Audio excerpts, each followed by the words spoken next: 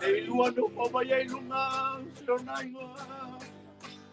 Leilua no pamaya. Hallelujah. Praise the Lord. Praise the Lord. Give me a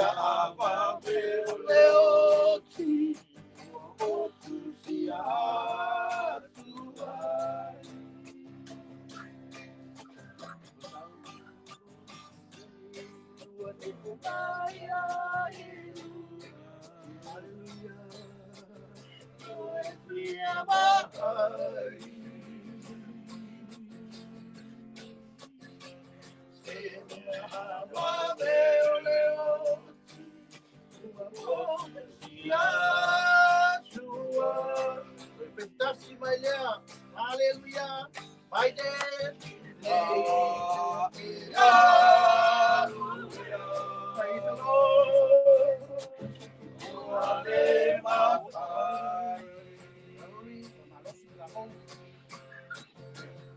Oh, na Father, Lord, we are to be Lord, hallelujah,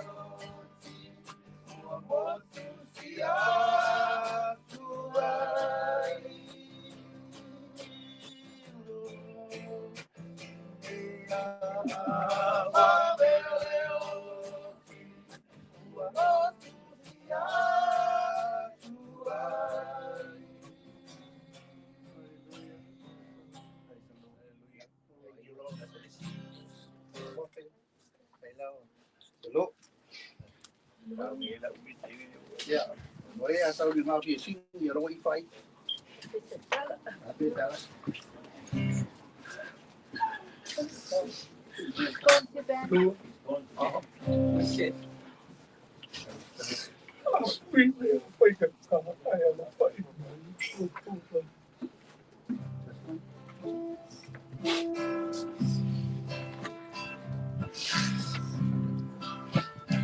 Hello, boy, buddy. Ta phu email, nó phải được cho. Allah vai vai, bua bua ba. Lang belle ochi se amano, se injoy no fo, Maria iluma. E vai moai la la la.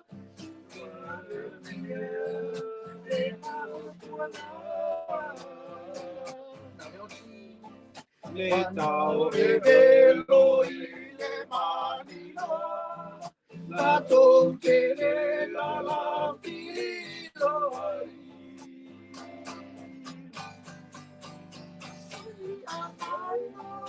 Le sa o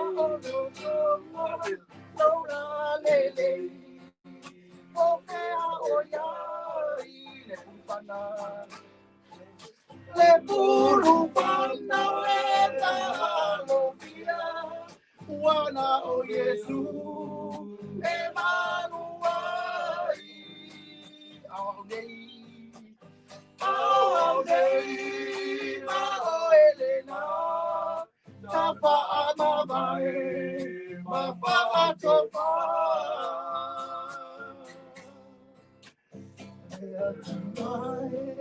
Hello, bye-bye, ya Italia, bye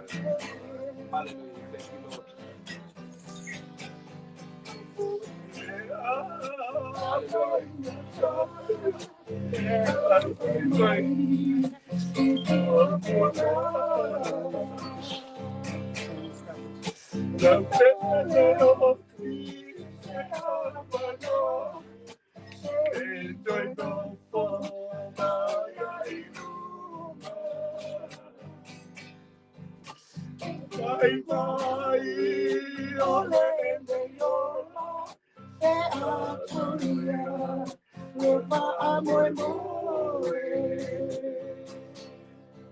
E tau e loi e manina, la toke la finino ai. Ciao, alleluia. Le ciao e loi e manina, la toke la finino ai.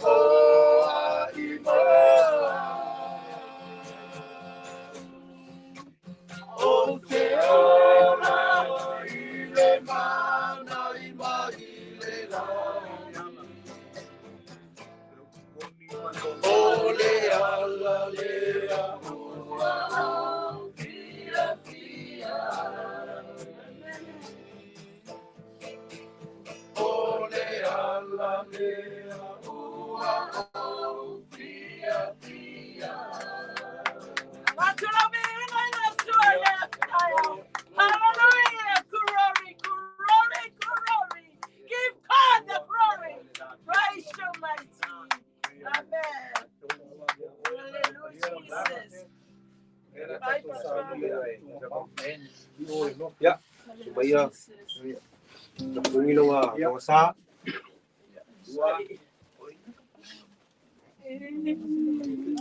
My Lord.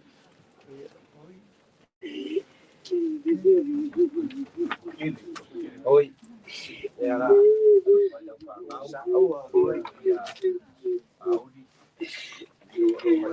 Maria de Lua ya kêu cô.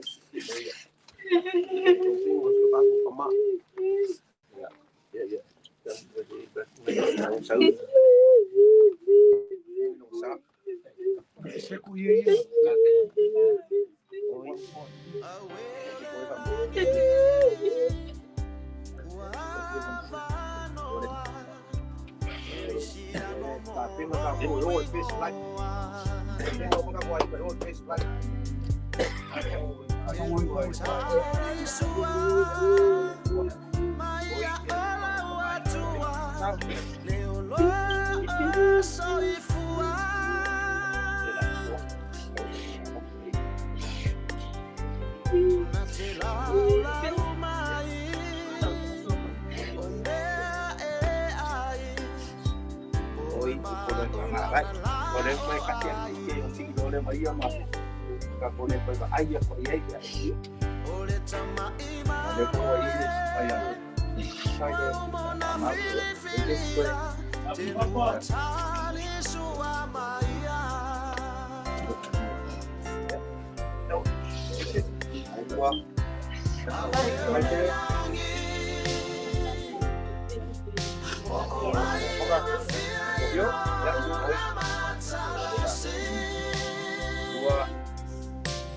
Dia oleh waktu aku mau pakai mau dia lang malanga.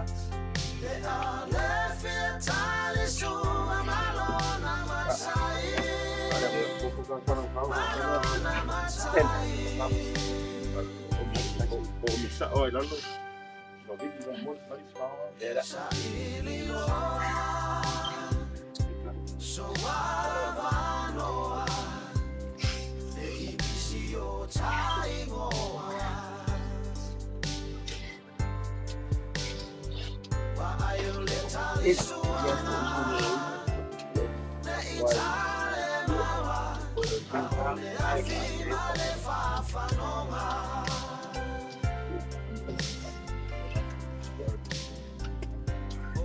Boleh apa? Ya, baik. Dia tak boleh kan orang lain.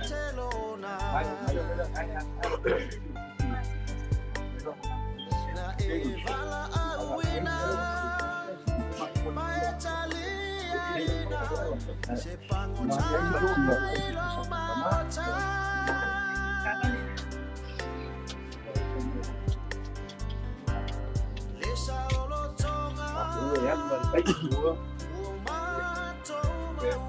Pak, ya. Ya, aku tak tahu. Kalau kamu mau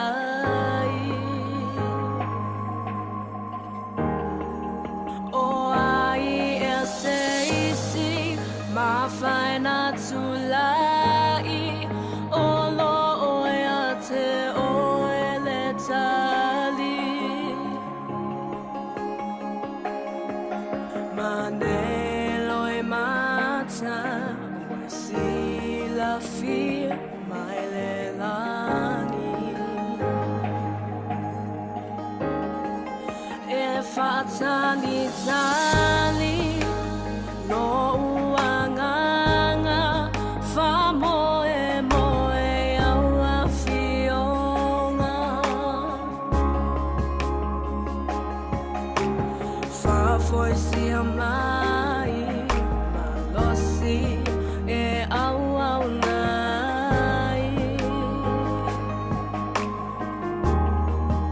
o me asai o lima o Leilua ina tama sei ta umai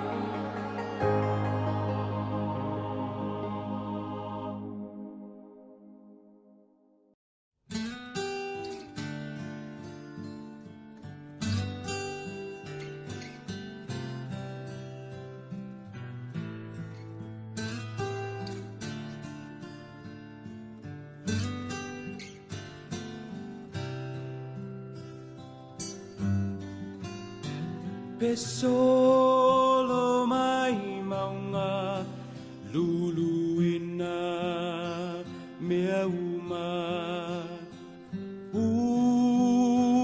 tetele lengongolo le sami o tele fefe o tahuntai o elo atua le pule ilea le sami le fanua pesolo mai maunga luluina mea uma tetele lengongolo le sami o tele fefe tautai o elo atua le pule ilea le sami le fanua o te malosi ngalue pea tatalo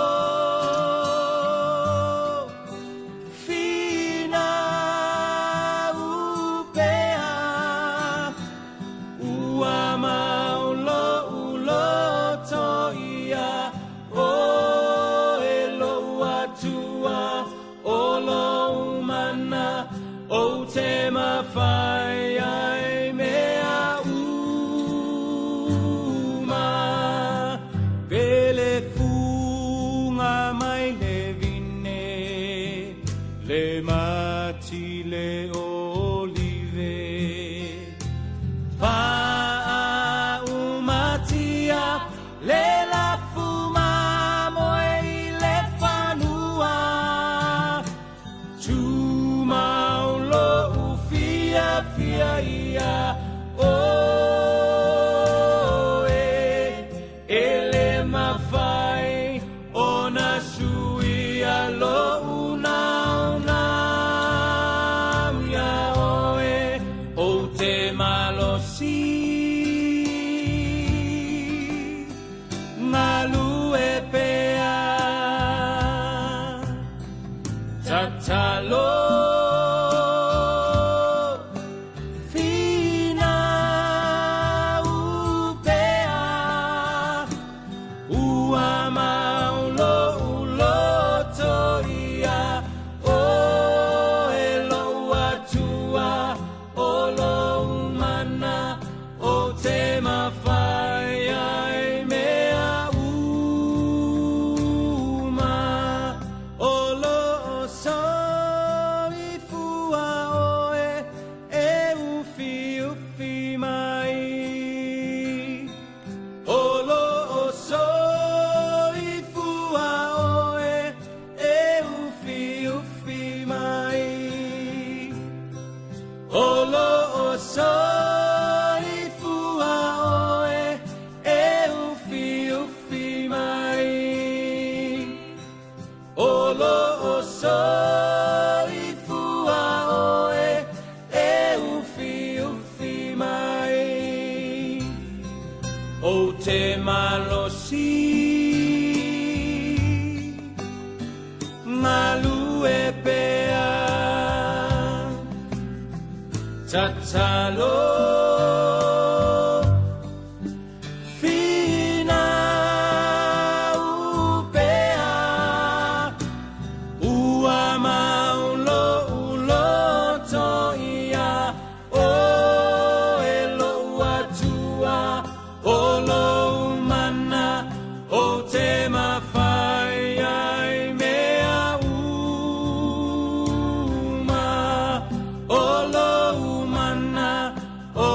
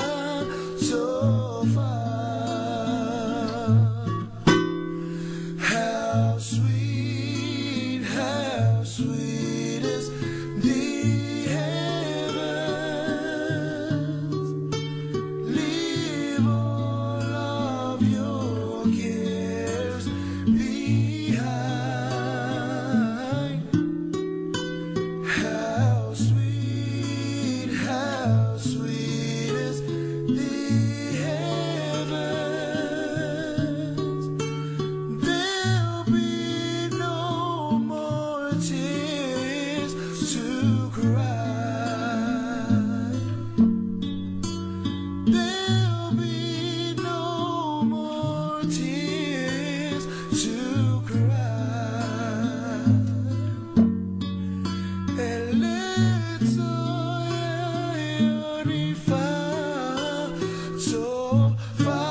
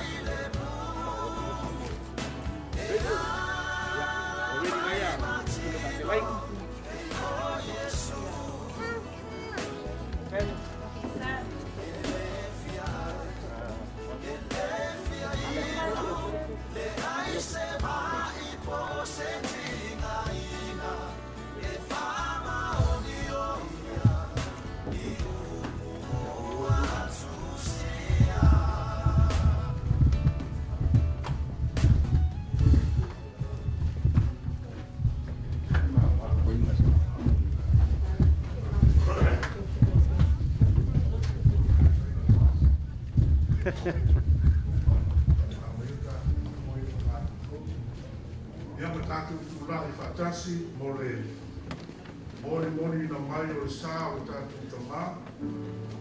Ia Leilua Misipati Letufuga tātou tula'i ma whāwala.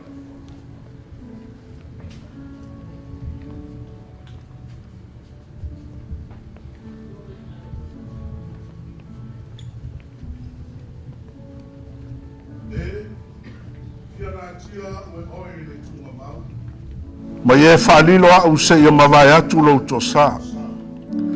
Ye atofo ina mai se aso mo au. Ma ye manatua mai au. A whai e oti le tangata e toe ola mai ea o ia. O te whātatali atu ia so uma o le taua ua tō fia ia. Se ia o ina suia o au. Ye e wala au mai o no tali atu ai lea ia te oe. Ia e whina ngalo i le lofa, i le ngāruenga o ua au. A wāua e whaitaulia nei o ulasanga. A wāua o iloa, o lo soifua le na te tongi o laina. O aso a muli foi e tūlai mai ai o ia i lunga o le ele ele. E ui lava foi ina whaumatia le nei tino, pe a mawai atu lo pau. Ai au te ilo atu le atua i lo tino. O te ilo atu i a te ia mo au lava. E vai atu fo i o mata i a te ia. Ai le o se tasi. Vai le to iai o manao i to tonu i a te au. E o umalava i le me tasi. E mai le efuefu umalava. E to e fo i atu i le efuefu. O le atua. O lo tātou malu ia mo lo tātou malosi. E whai o ia mawhisoa sani silisili i pua ngā. O le mele a tātou te le whiwhewe ai. Pe awhi liwa ina le lalolangi. Malulu ina maunga i totonu i. O le sami. Pe ata alili ma sousou o na sua sami. Ma whaanga te ina maunga i lona mawalunga. O le vaitafe. E whaafia fia o na mga vai le ai o le atua. O le mea paia o iai a fioanga o le sili ese. O lo tutonu ia te ia le atua.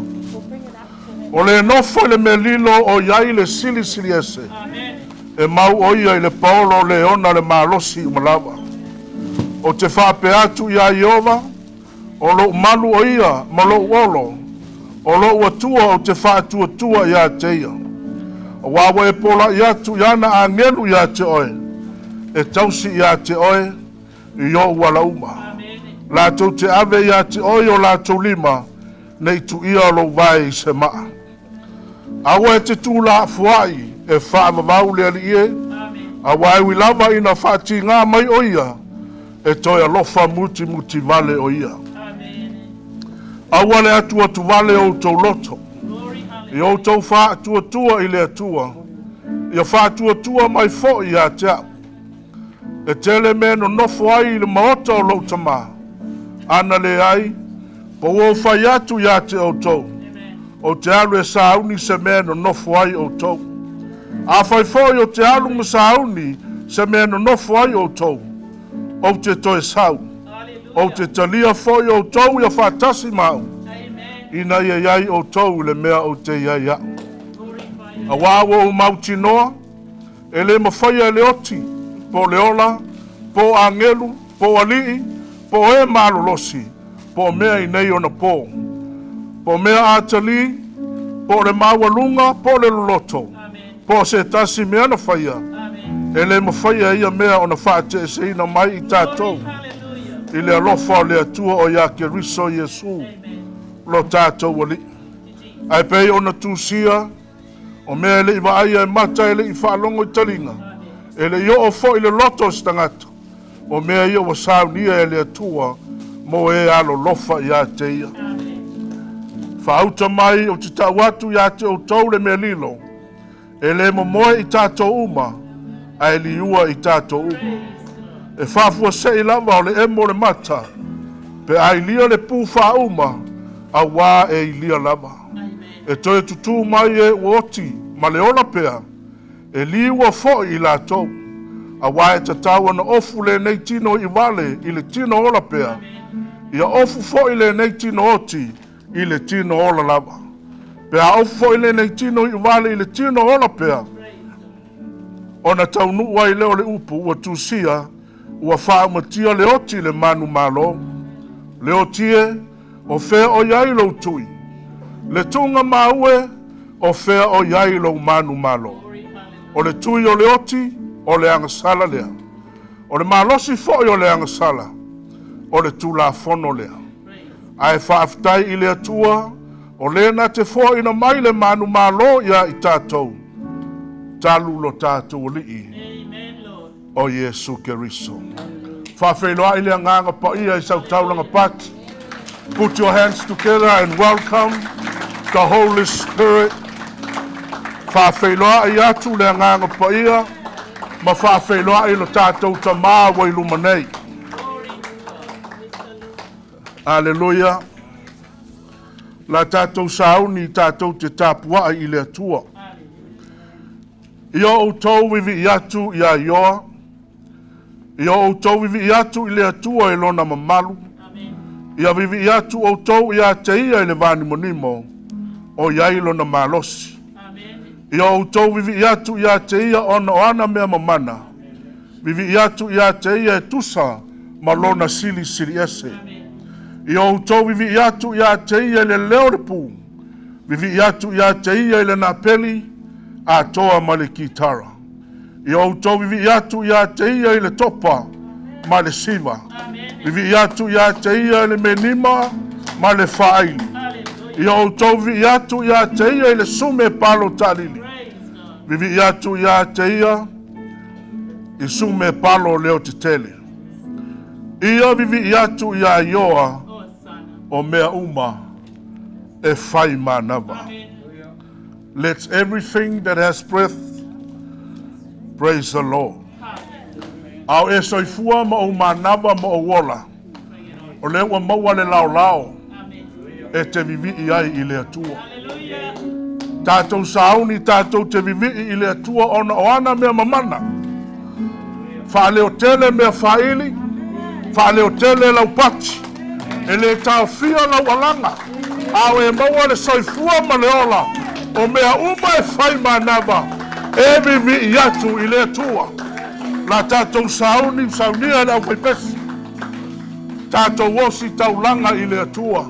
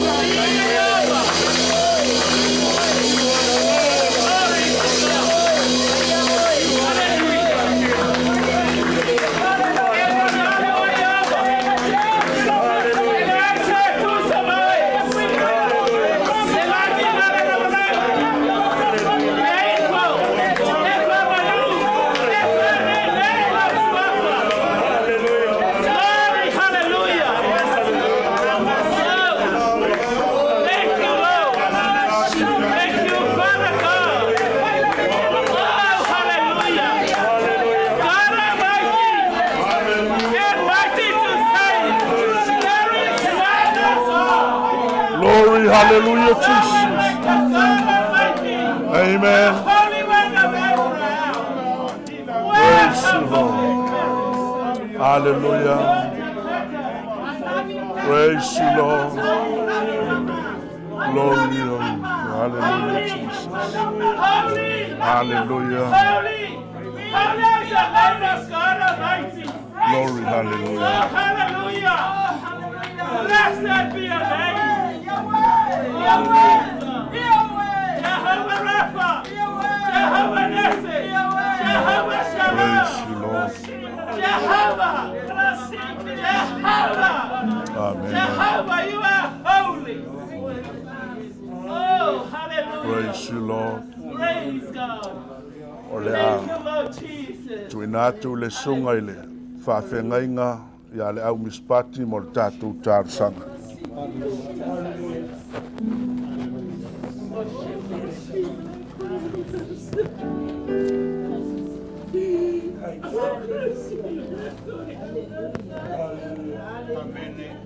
Thank you, Lord. Worthy, worthy be glory.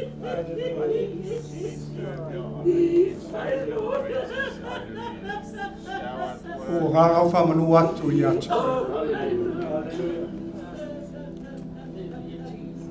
Pe o mo tonu i atu au whamanu atu i lo suafu.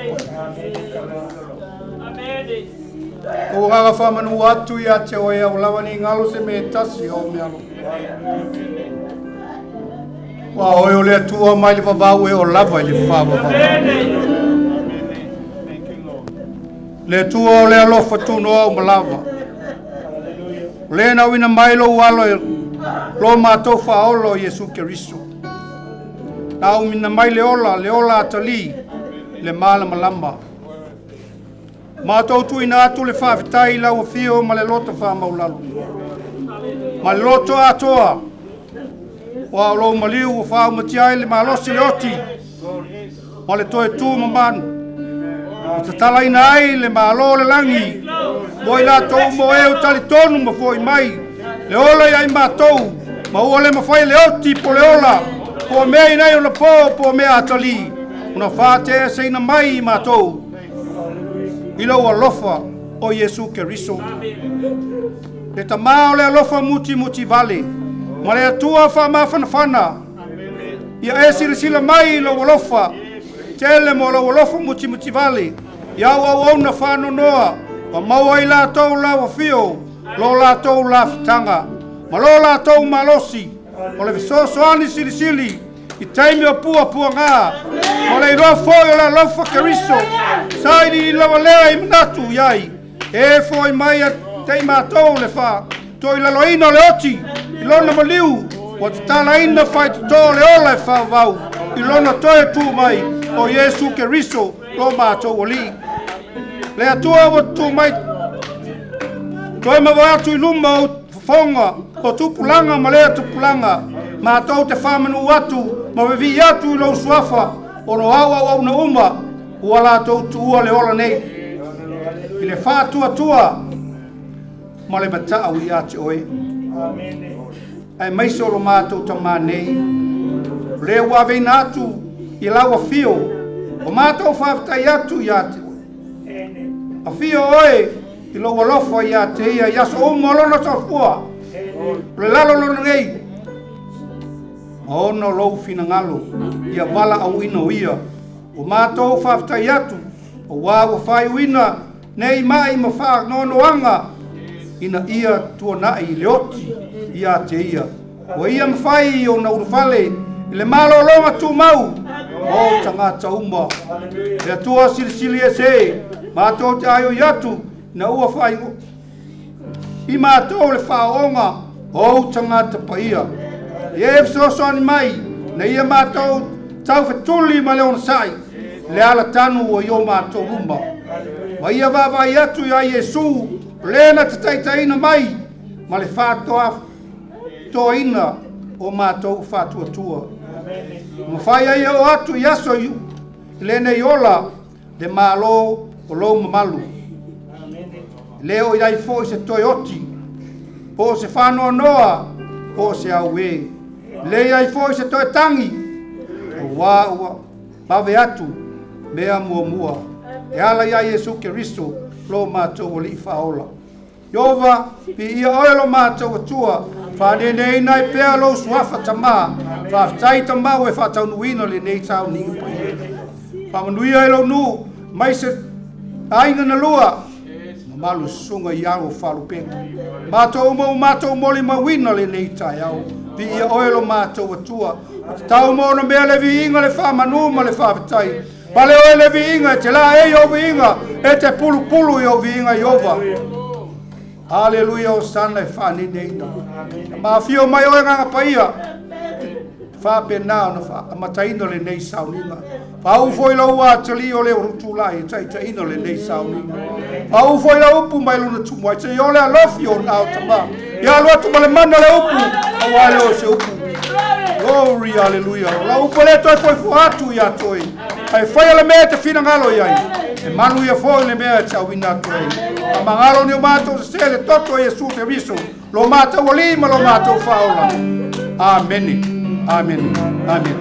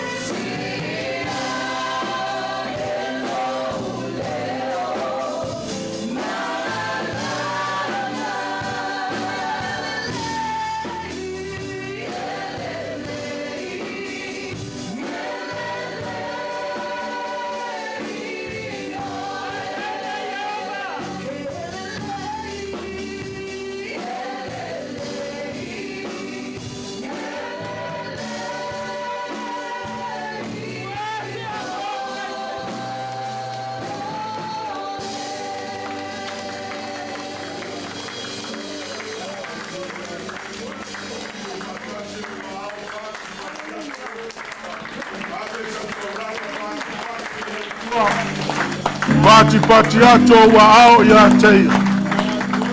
Hallelujah. Tato wa lala mai lalo. Let's be seated. The presence of the Lord. There has never been a day like this day. Eleia se aso sili o lo soifua. Nei lo le aso e te whai ai se me sili mo le li. Pei o le nei tae ao. Wa e vivi i ai wa maua le lao lao tātou te au nai i le atua. Hallelujah.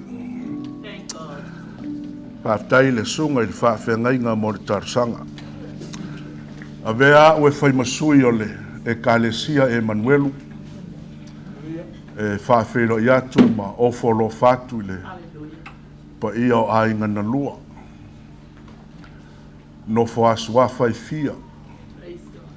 Paolo mangafa o tupu mai tamali i o whailaunga whaletua matausi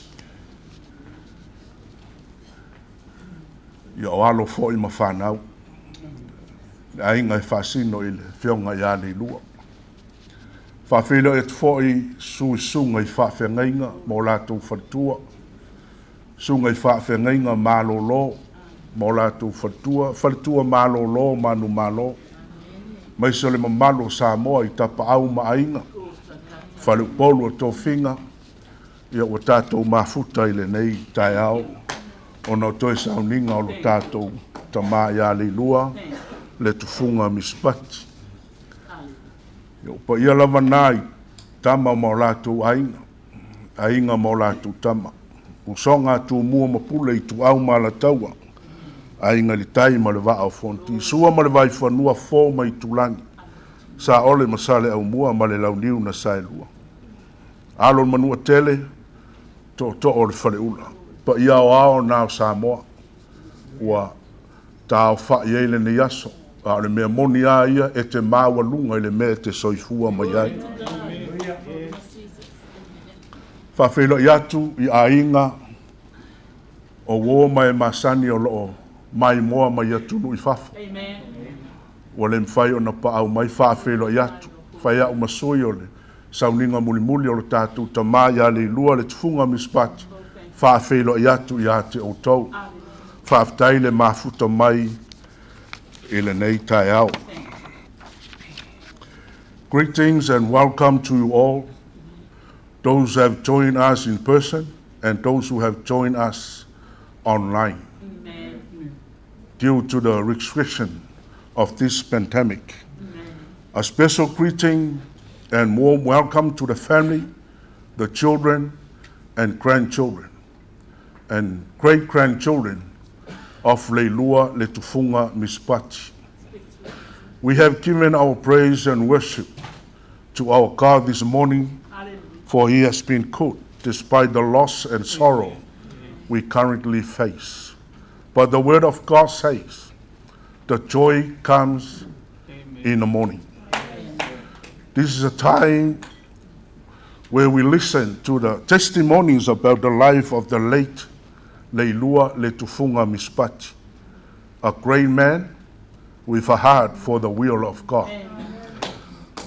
O la tātou sauni, tātou te whanongolongo, i mori mau, ale a e wa tōwhia nawa e tanga iane le polkalame, ia e tūsai ma le soifua o lo tātou tama ia Misipati, a Leilua Letufuga Misipati, ia whawhonga le lei i mori mau le ne yaso. Ia la fuatu i lausunga le whawhengainga mo lo tō ainga, ia tātou mori mau ma le nganga whaaloalo.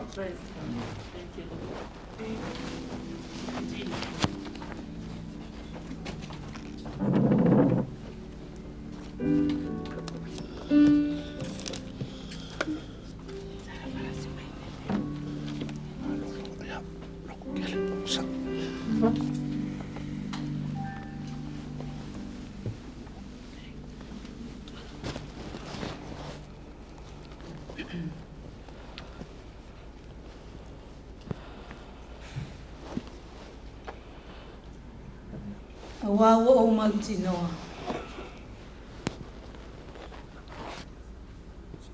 Ele mawhai ele oti. O le ola. O angelu. O alii. O e malolosi. O mea nei ona po. Mea atali. Po le mawalunga. Po le loloto, po se tasi mea na whaia. E le mawhai e ia mea o na whaatea ese ina mai I tātou. I le alofa o le atua. O loo ia ke riso Iesu lo tātou o li. Whaalia I le nei tai au. O mana whaata alofa atu le sunga le whawhiangainga ia ene le whai masui o mātou umane. I le paia ma le mamanu wa fio mai matala mai a au tātou te moli mawina to is auninga si o mātou tamā a mai se fo o e o lo whapēnau na mai mua mai I so o se I tua le lalo langu vi ia le alofa ma le anga le leio le atua ona o mea sili wa ia whaia mo I tātou. A wā ana le se anoa le alofa o le atua. E le ma whaia na whaatau uina. Le nei sauninga matango fie kātai. Pese la walu tamani, pese le ana usu fo ia na pō. Fia e usu lo uanga ngai wha manu watu ia Iova. o mea uma fo'i o tonu ia tea. E whaamanua ia le suafa toi ina lea. I lona atua, ona o lona alofa ma lona angalei. Whaatai le sunga le whaawhengainga, o le uli matua fo'i leo na mātou whanau. O ia au mai le awanoa ia tea. O te whai ai se moli mau o le talaanga o le soifuanga o si o mātou tamaa. Ai se ima moli mo mua atu alo whaanga o le susunga ia mafi, wha moe, ma le whalitua ia le peti. Sa whaapeo na vili mai ana nafi. Ma ia whai mai se moli mau mātango o fie, mai mau pe ana mawhai ana pue, le anga na whaafua se ia mai. O le tala mafi, sa whaila uta mai na ua, ma liu na mātou tina. Nei lua to ata to e whailoa ia pe awala au lea tua ia te oe. Ia lea tua. Ai peita ian. Ia wa pensione stoi ina o mafi malona whali tua. Ai lea whato awala au lea tua si o mātou tamaa. O le moli mau o le whaafeanga ina. O mātou tamaa le ianu se a oma. Awana whaamatala o malama e Leilua ia mafi nā mea. I le la mafutanga. O se mafutanga e maangai. Sa ia tauina mai fo'i ia i mātou, si o mātou tamā. I le ianu se a on. A o le whai ai lai whelua i ma le mātou tamā. Mulinga tangata ia sa whai o latou whai longa. E whaalia i ana ngā luenga. O lana tautua i le e ka le sia e whakasa i fusi sa futula whai. Te tali tonu e le ai masesi na te le moli mawina le nā. Le ana tau tanga i lava i ai. Na o mai lava i nei le lua afe se fulu tolu le mātou e ka le sia. Na whaape nao na i oe tu atasi lo mātou tamā. Na te talia ina le whaatala uula mai le mātou e ka le sia. Te le manisi moli mau. Ia le anga e manu le taimi.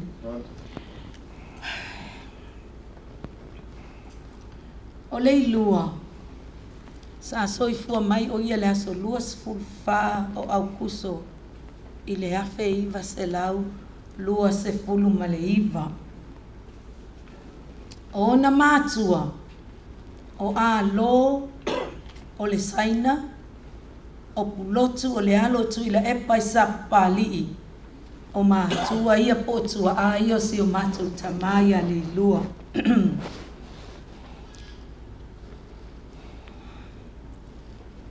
E to o tolu ana tua whaafine, e matua ki moe wa afusuanga, lona lua e seta te ofilo, lona tolu o lo mātou tamā, ai lona whai, lona tua whaafine, o pasi si a osi, ma o lo soifua mai nei pasi si a osi. To i titi po ia tolu na iwa sifuru tau sanga. O walona o pulotu, mali toe ina saina leo a lo. I lesi usunga alo latou tina. Whapenao na mauaile teine to atas. Mau na uso e to a lima. Lea e aile sunga ia sengi le tau sila fia.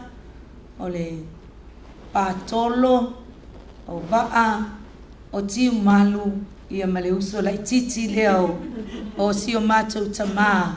Whaftai lea tua mo whaiona a wai mai ia la whaia li i wha malepe. E moli mauina e aso muli o si o mātou tamā. O le mawhitanga si o mātou tamā mauna tua whaafine mauna uso o ka se maana ia. E mawhana e wheo ai whaatasi. E ngā lulu e whaatasi. E wheo a e whaatasi.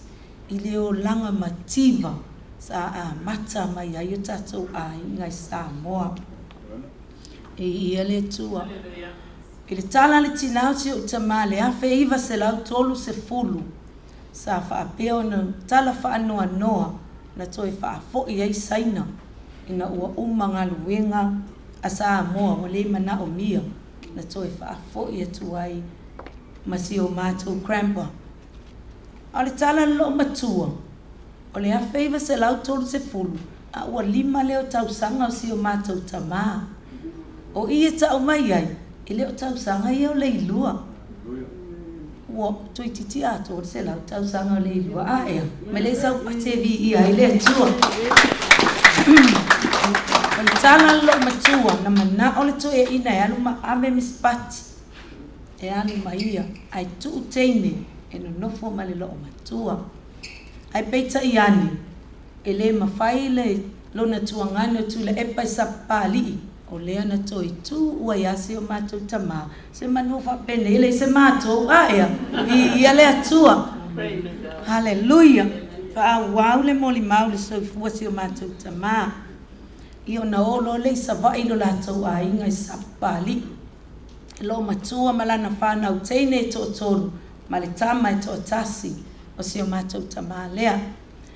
O aso ia mai e tasi ale le tio e o ia nu e whaalongolongo ai. O lo e whaalongolongo le tio i le whalo le whaifi au sapali. Ang wato e le lo matua mai ana whanau saina au le lei. O mana na o mai lo i ai tangata o na a inga i tamaiti saina ia whitau vituli ai. O ina na vala i lo le mafutanga lo matua masi ana whanau saina. Ioi. O le mafu angane na whapena lo na vai tamaina si o mātou tamā.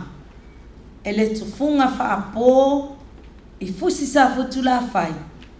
Malona male tina o ai poi le tufunga. Le alai ngoa tangata le tula i atu i. Ai poi le tufunga. O sui lo le whai o lo tamā o le to e alo. A ua Misipati Letufuga. Ia le atua. O le ala nana ese lolo tama.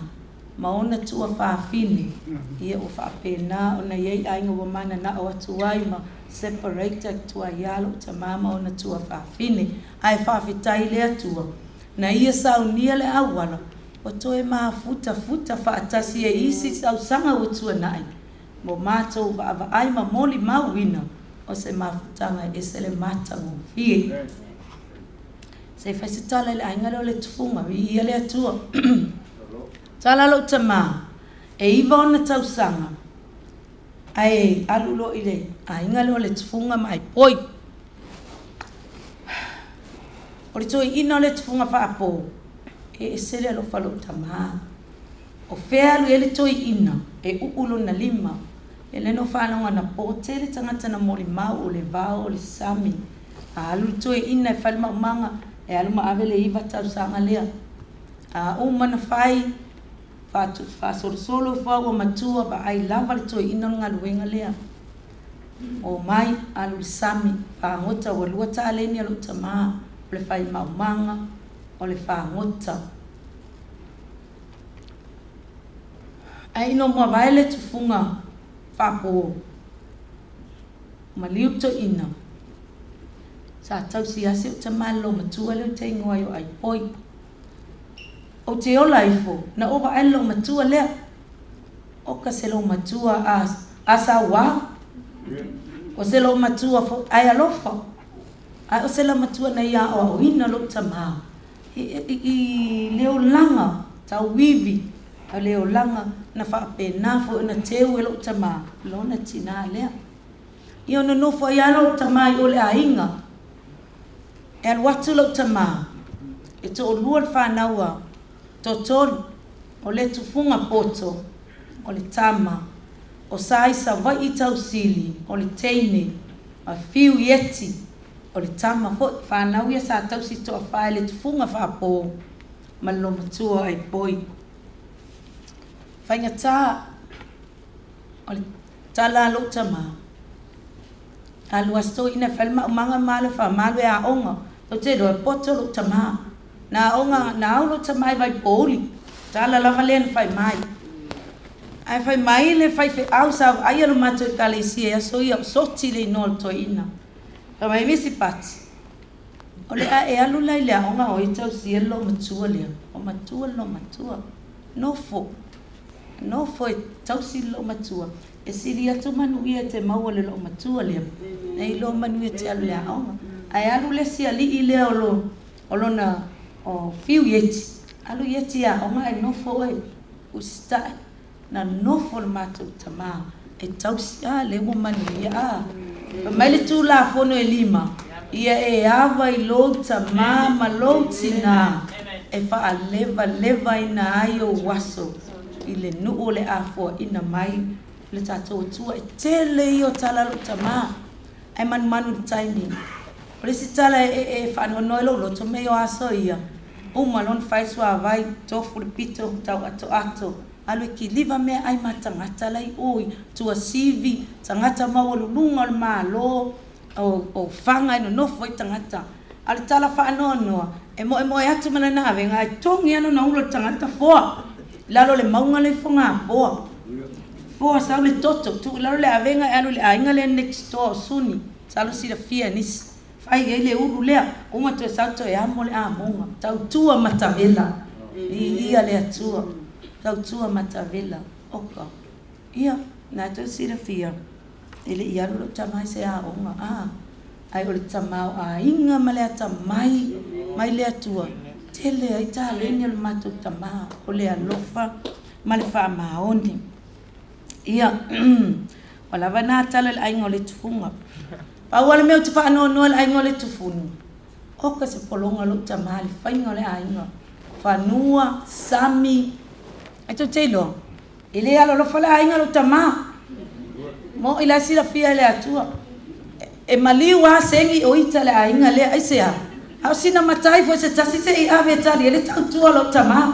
Ele leia le whale ngolongo me le ainga le tufunu. Na o fai fo iai o Samoa. No fai atu oka se koule alo lofa lo kama.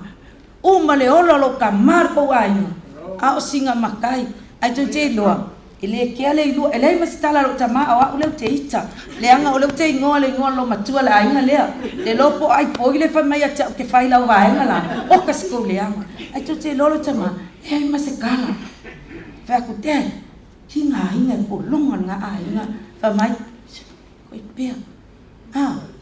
Kau mai nga ile mana o tamani manuia o tino manuia fa ale nga ale wo manuia lan fa na manuenga ya lo matu tama e wo manuia ya na fa na ile ke al matu tamai ile muy volo tamalo nga ainga ile se kala fa mai fa no kama foi pea e alo fa la vale lua iona ainga malava la lua la vai nga la ainga le funga ya e mo ya amen praise the Lord.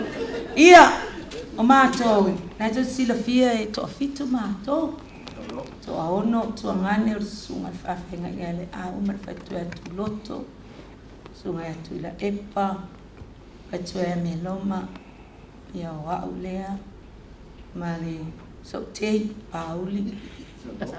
Ia, talai whafo maui, ia o mose mapisila.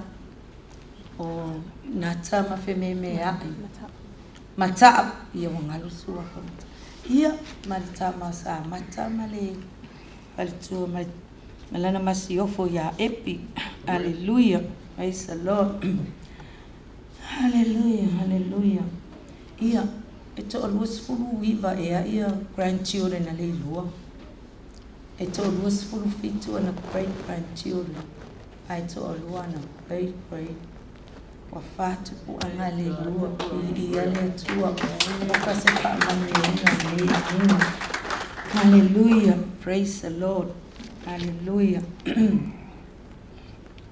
ia o lo tama o le alofa ia le ainga matutina ile me mana ia na fa pena na fa ai na ro matou ainga le matou tama ina tali ni ka muta Salu lalu tama tele o fale tama ele totong e fai fua ai taui mai ele atua le na mawalo na suwa fale Leilua o le totong yo le ngaluenga na alu e fai le fale o le ekalesia katoliko I fusi e fai fua le se kupe o le na mawalo na matu pala le suwa fale Leilua mai ia pe ali o le matou nu o sila fia uma ia oko ai mai sua fa kama oko ai nga via mamea ngo o pe o fa sanga kau mai ai ngol matu tinal matu tama o le su e malo le na nga le nga luenga le lu tama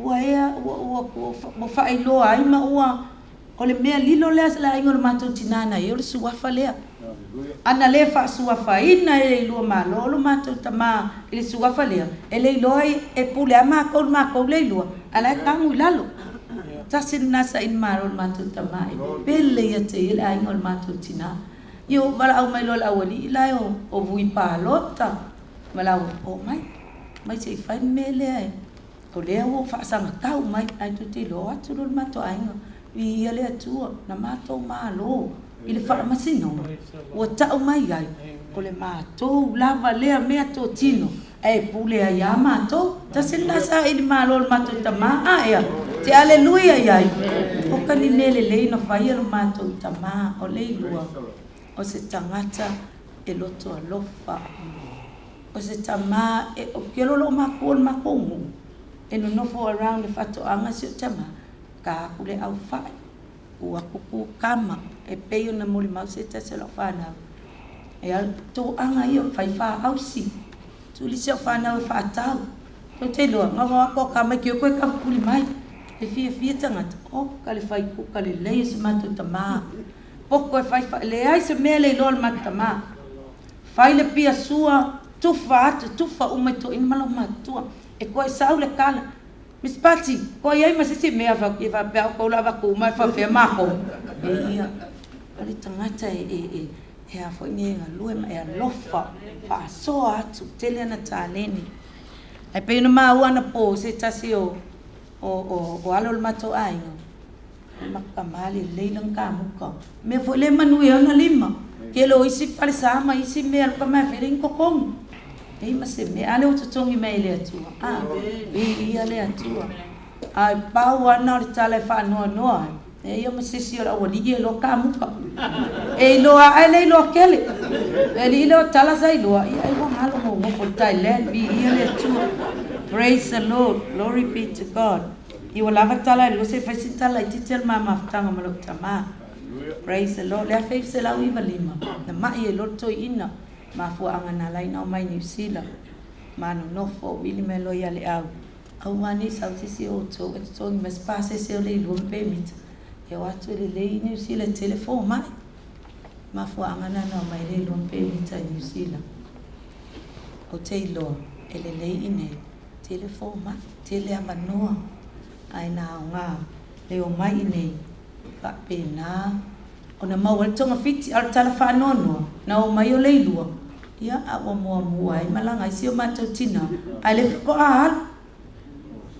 Hallelujah. Na tinga ai na leilua la talata le vai aso alna. O vila te lo filein. Sau. Mam, ia nga luenga sau. Pa ai pole ale tu langa o elo tama. O le me mua o te fai ai. Si akiri tata na fatu. O a mai o ia. Sau lo filein whanau fo ilunga. Wa mata ona matou loa ina. Whaale tonu soifua malolo ina matama. Leilua o lewa na musu al falma. Sau whaita filein. Awe to ina falma. So se mai lawa e musu. Pen whaia teo tam. O maa ua e lainga awe. Ala wahenga umai whamei au. Ia awe. Manguia koe sau foi koe alu. O lona awe ina muli lea. E eu não fai atu le afini. Fai kulo saula file in fa no fo nga papa wa fialu. Ai fialu lo le ma fa kali my grandma ke le kola. Ai atsa. I ale atua. A o toi sa afia finga na walu so tamalu afe mal valu. Sa o fa ma vai lo te le to fai nga luenga. Ai o no foi tausi lo tama. Ai mai lo fa na mam.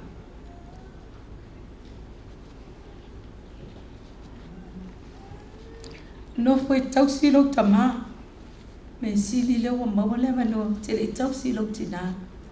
Ayo no foi tau silo tama.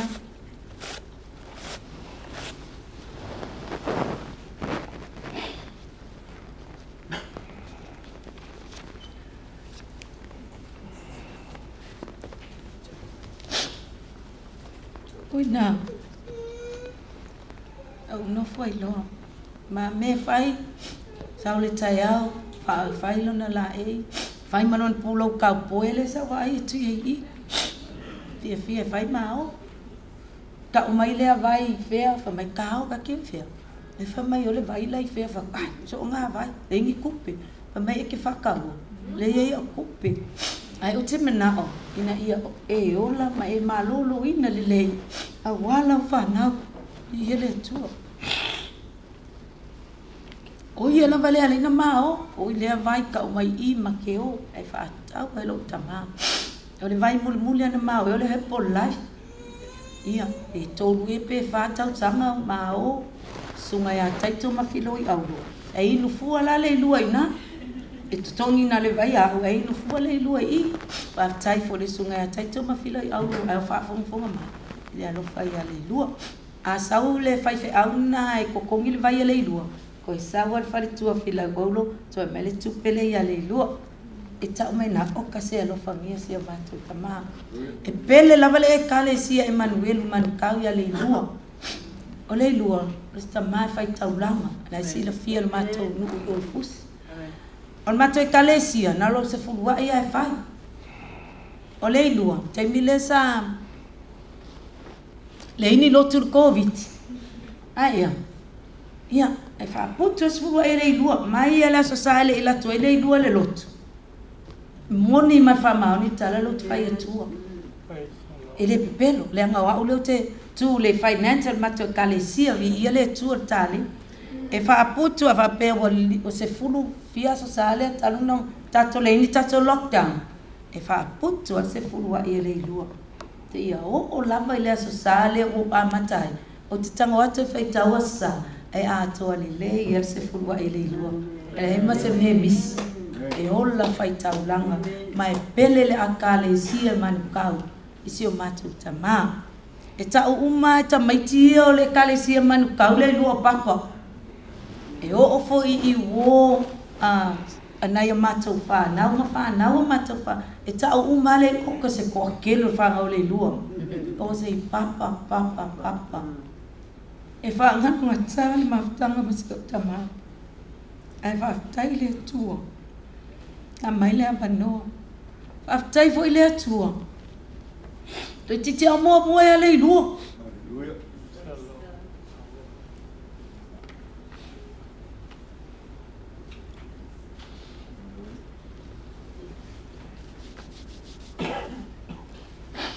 aftai le tua eu mo se tamaya tia ai ana mo foi te fia wala o le banga o sa ungi fo ia mele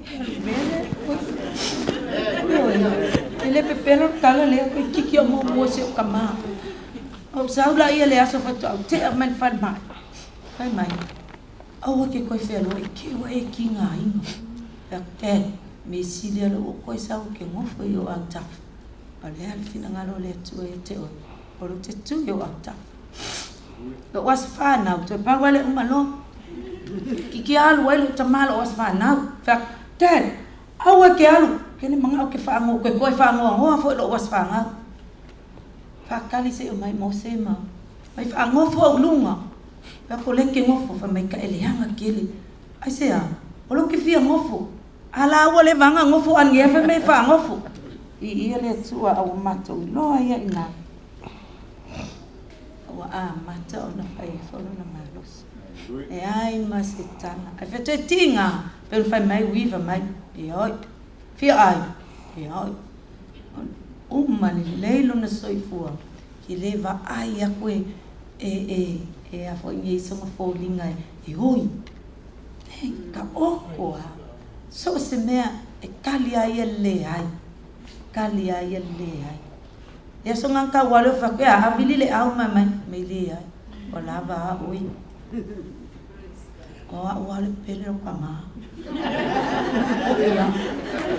o wale pele lo kama au fa no fa mai sa matana po e o mai foi la o mama ka ala fo ke su ko lo ke le su e mai lo kama ko pe ke so se mea o ke alu yai o ai ma ko ai no ka o mai o ele lo ala wali e ke lo fa pe ani se ke la kupe e ko ngiro kama pa se ke alu ai e vai fala vela ve un ainga e fai a uma sui o lana fa nau i so se fa la vela ve una ainga ele alu lo tama a o e tuli ke alu nga o le king wai lo kama e ka ngo wale o sio nga ainga pe ia le tua a vea vole nei tula e mo mole tua lo fa tai te le lava ila to malava salo lo fa o ai sa fitau i malo tamatu e se luas futa la o le ase me aina e fo hai mo lo tama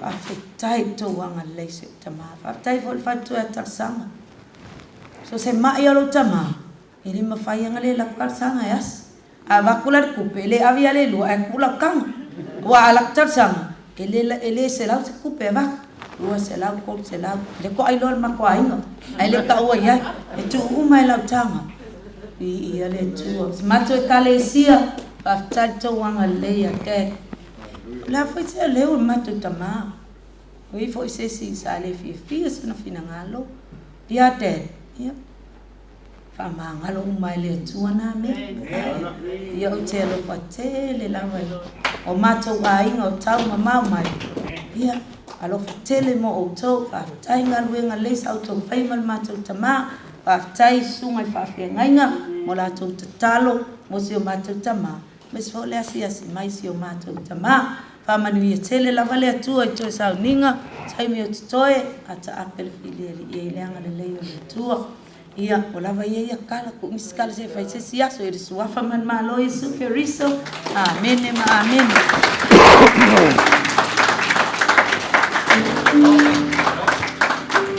Mole de sunga é o palota.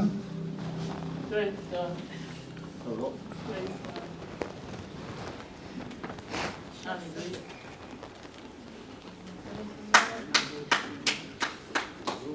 Praise God.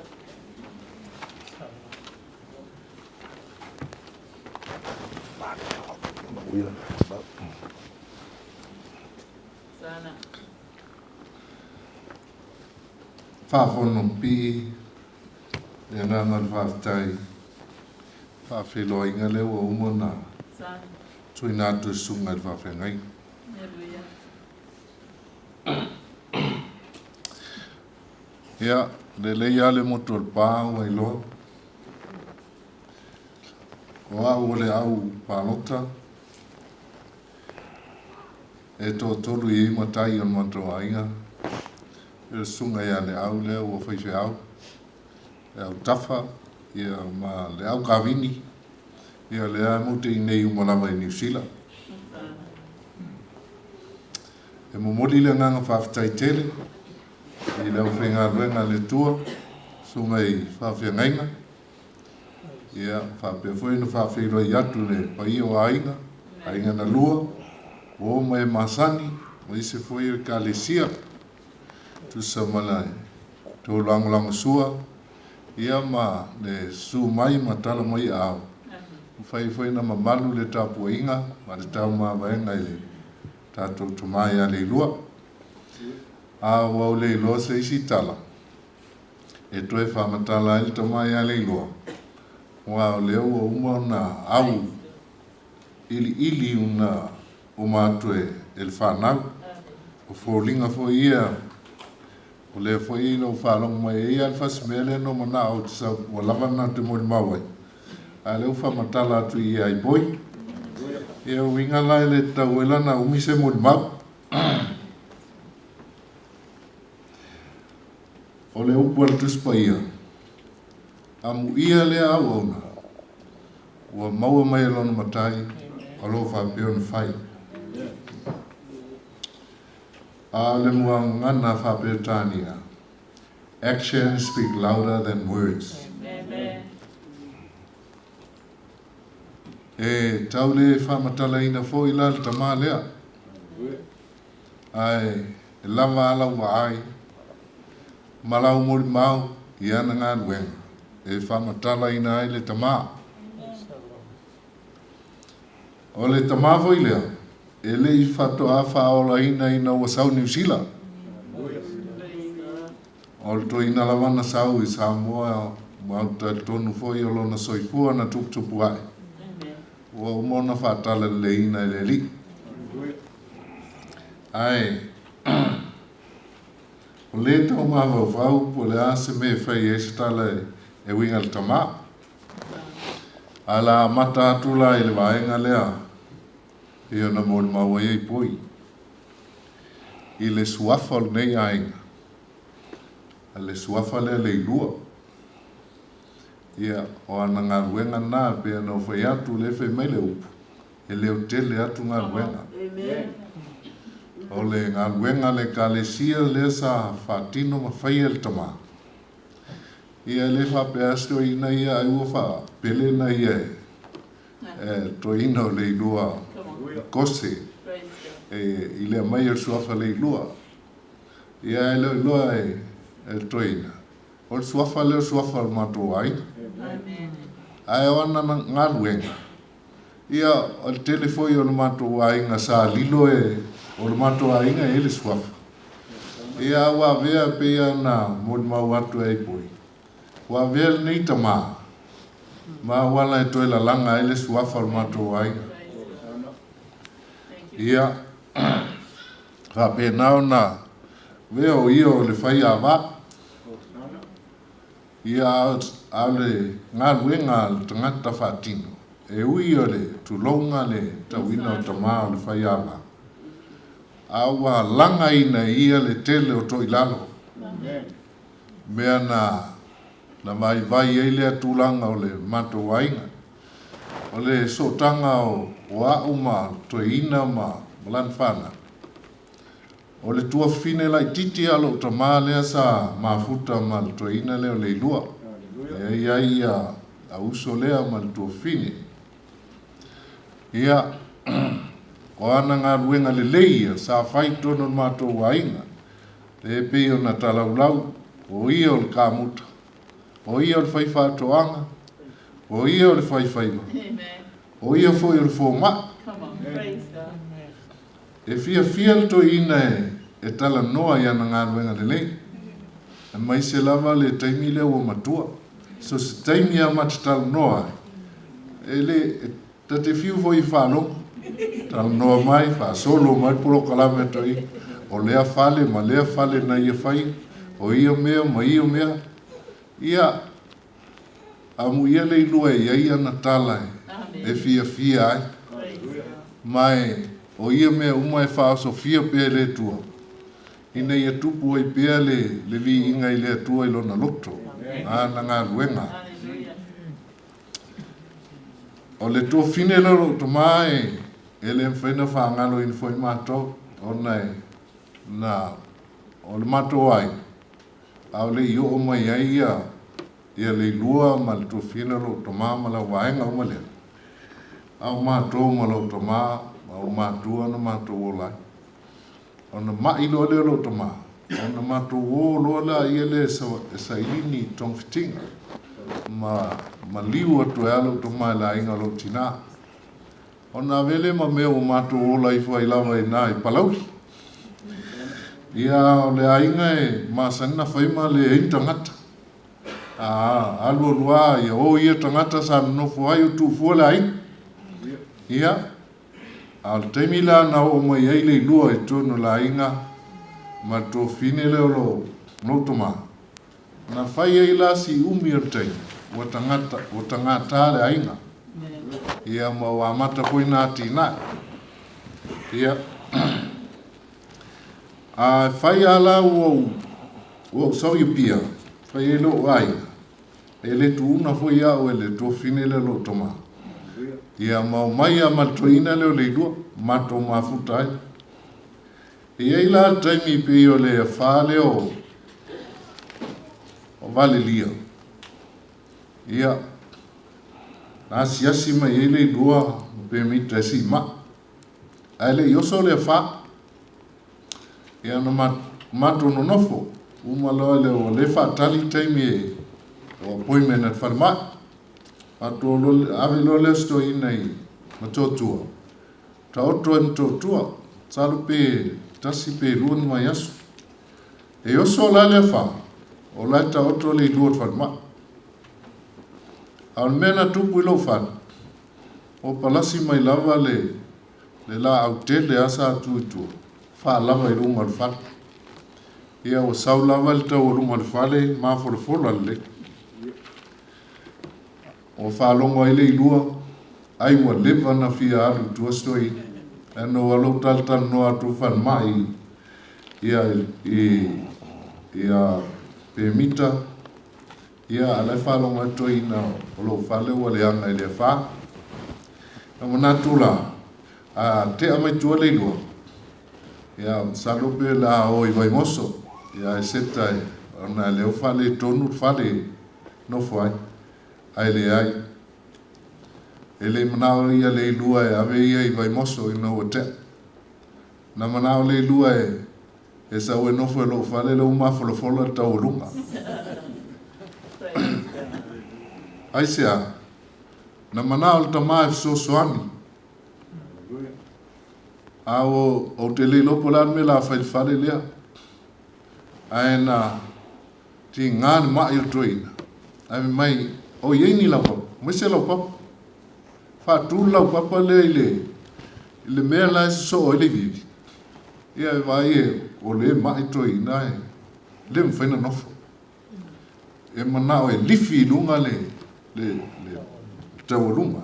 Ma toi tau whaasa.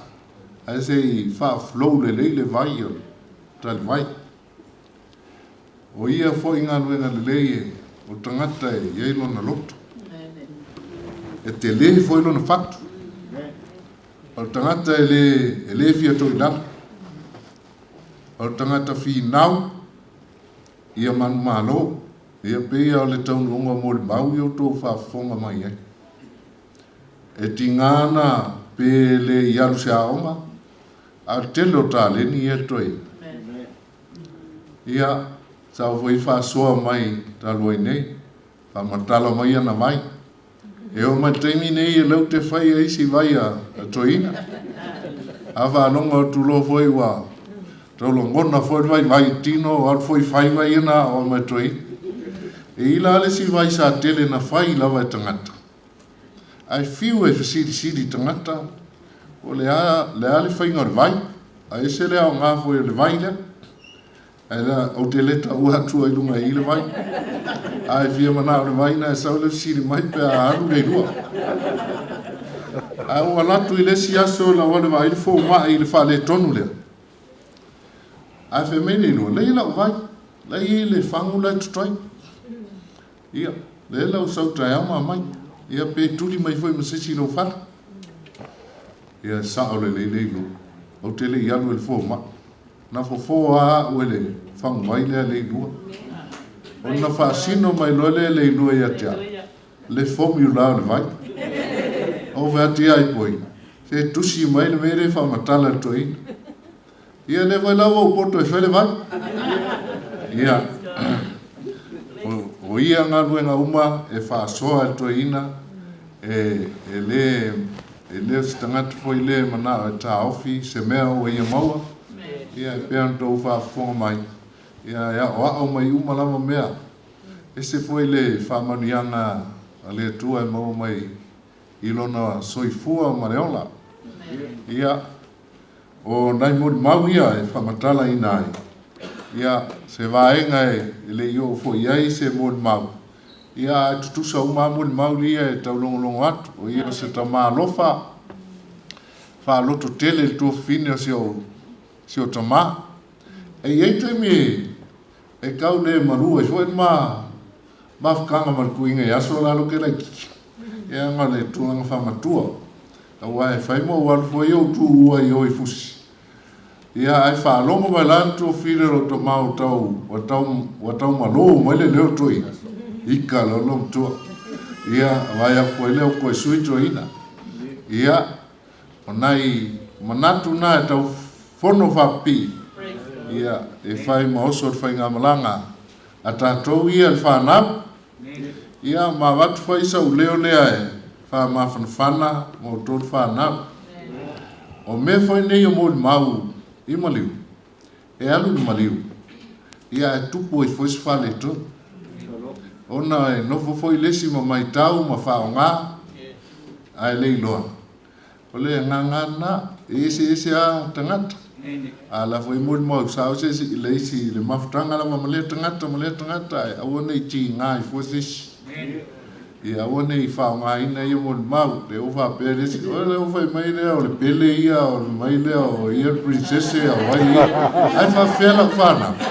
Ia, aua nei whaonga ina e utou se leo la lua tuale ngā sao ia, le mo le mau a le tangata ma, ai le whapena le winga toma, pe ana maali le mo le mau a epi, ma le mo le mau a pisila le saulunga, e le whapito le alofa le tamale, e alofa umo I tamiti, I tō whanau.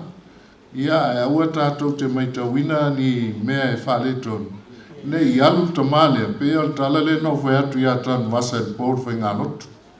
Ai mai ia tala John. Na la unga John le la au ele to toi taftafa vai tafe. Me le la au ele to ulo na lam. Ane te wa alu le ilua e to ulu taitasi la u le la au. Ai sea, pea whai e tupu se whenotoa. Awai, ese alpe pese el taimine. Ese lai ngā solonga e a ngā iluma. Ai a whai o se fua le na lulu e tātou tamai au tōu. Usum tō malto fini. Ia whafua la le. Ia tūlai mai whanau e whiarwhani. Ia mana mbia tūlanga nai tono tātou ainga. Ina ia whai o tōu, maawe whi au, o ngā ruenga Leilua, ia tōwhoi mal tātou ainga. Ia whai e whai anga atu isi waenga o tātou ainga. Ai tai mata li I au tōu I mea uma. Awai, e mānai e tōtu fia le li, tala le le, ia tō ma pese e mānai e whāno. Au tai tōnu alama lea. Ia Leilua, ia manuia lo malanga, whai ia masui, ia o le tātou wainga, ia o nisi ua le mwhai na mause awa noa e mōle mau wai, ia leo a whai lo leo e whao atu aisa mātou mōle mau, ia manuia lo malanga, ia mā ngalo fwoi ia le ainga, ai whawhtai mo au ngā ruenga le lei, ia mwhai fwoi na tia e tūlanga o ainga, ia whawhenau na whao wau ngā whai watula mōle mau. Ki le pese re māsani no wā, e le spese mātou, alo fia ia pe ausui, I taimi ia o aswhapeni. E la pe pese mai ai e lau vai pese a ria ma mita, o le pese re mai, ma naia langi. Ia, whamon mole ia ria ma mita se usul tato pese re, o ke rei lo pese a leo te fia whalong longo ai.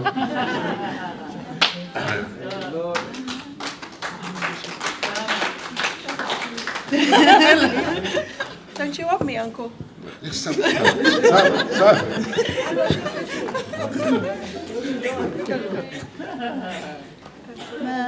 Manaya, manaya, lelangi, eletoi whano ano betinga. Manaya, manaya, lelangi, eletoi ai oni fa sofa. Falong oi le ai manaya, o le atu anaia faya mapulea. Fai mai ona vai manaya, ona lai savalia epe oni auro. Manaya, manaya, lelangi, eleso e whano ano apetinga. Manaya, manaya, lelangi, eleso ai oni whaatofa.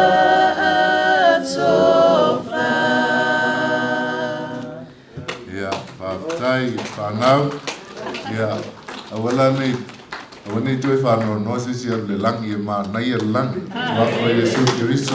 Amen. Alo whakai.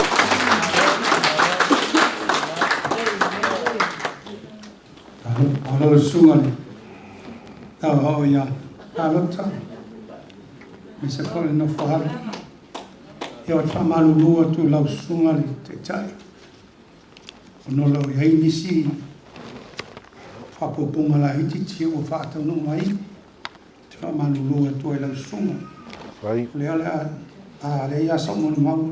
Lea se mea iai. Te mana o tu pe lewa noa i tangatei. O le uso leo Leilua mai Australia, whamamole o le la lai mai tei nei, whamamole, a hona so mai le mai sunga pauli.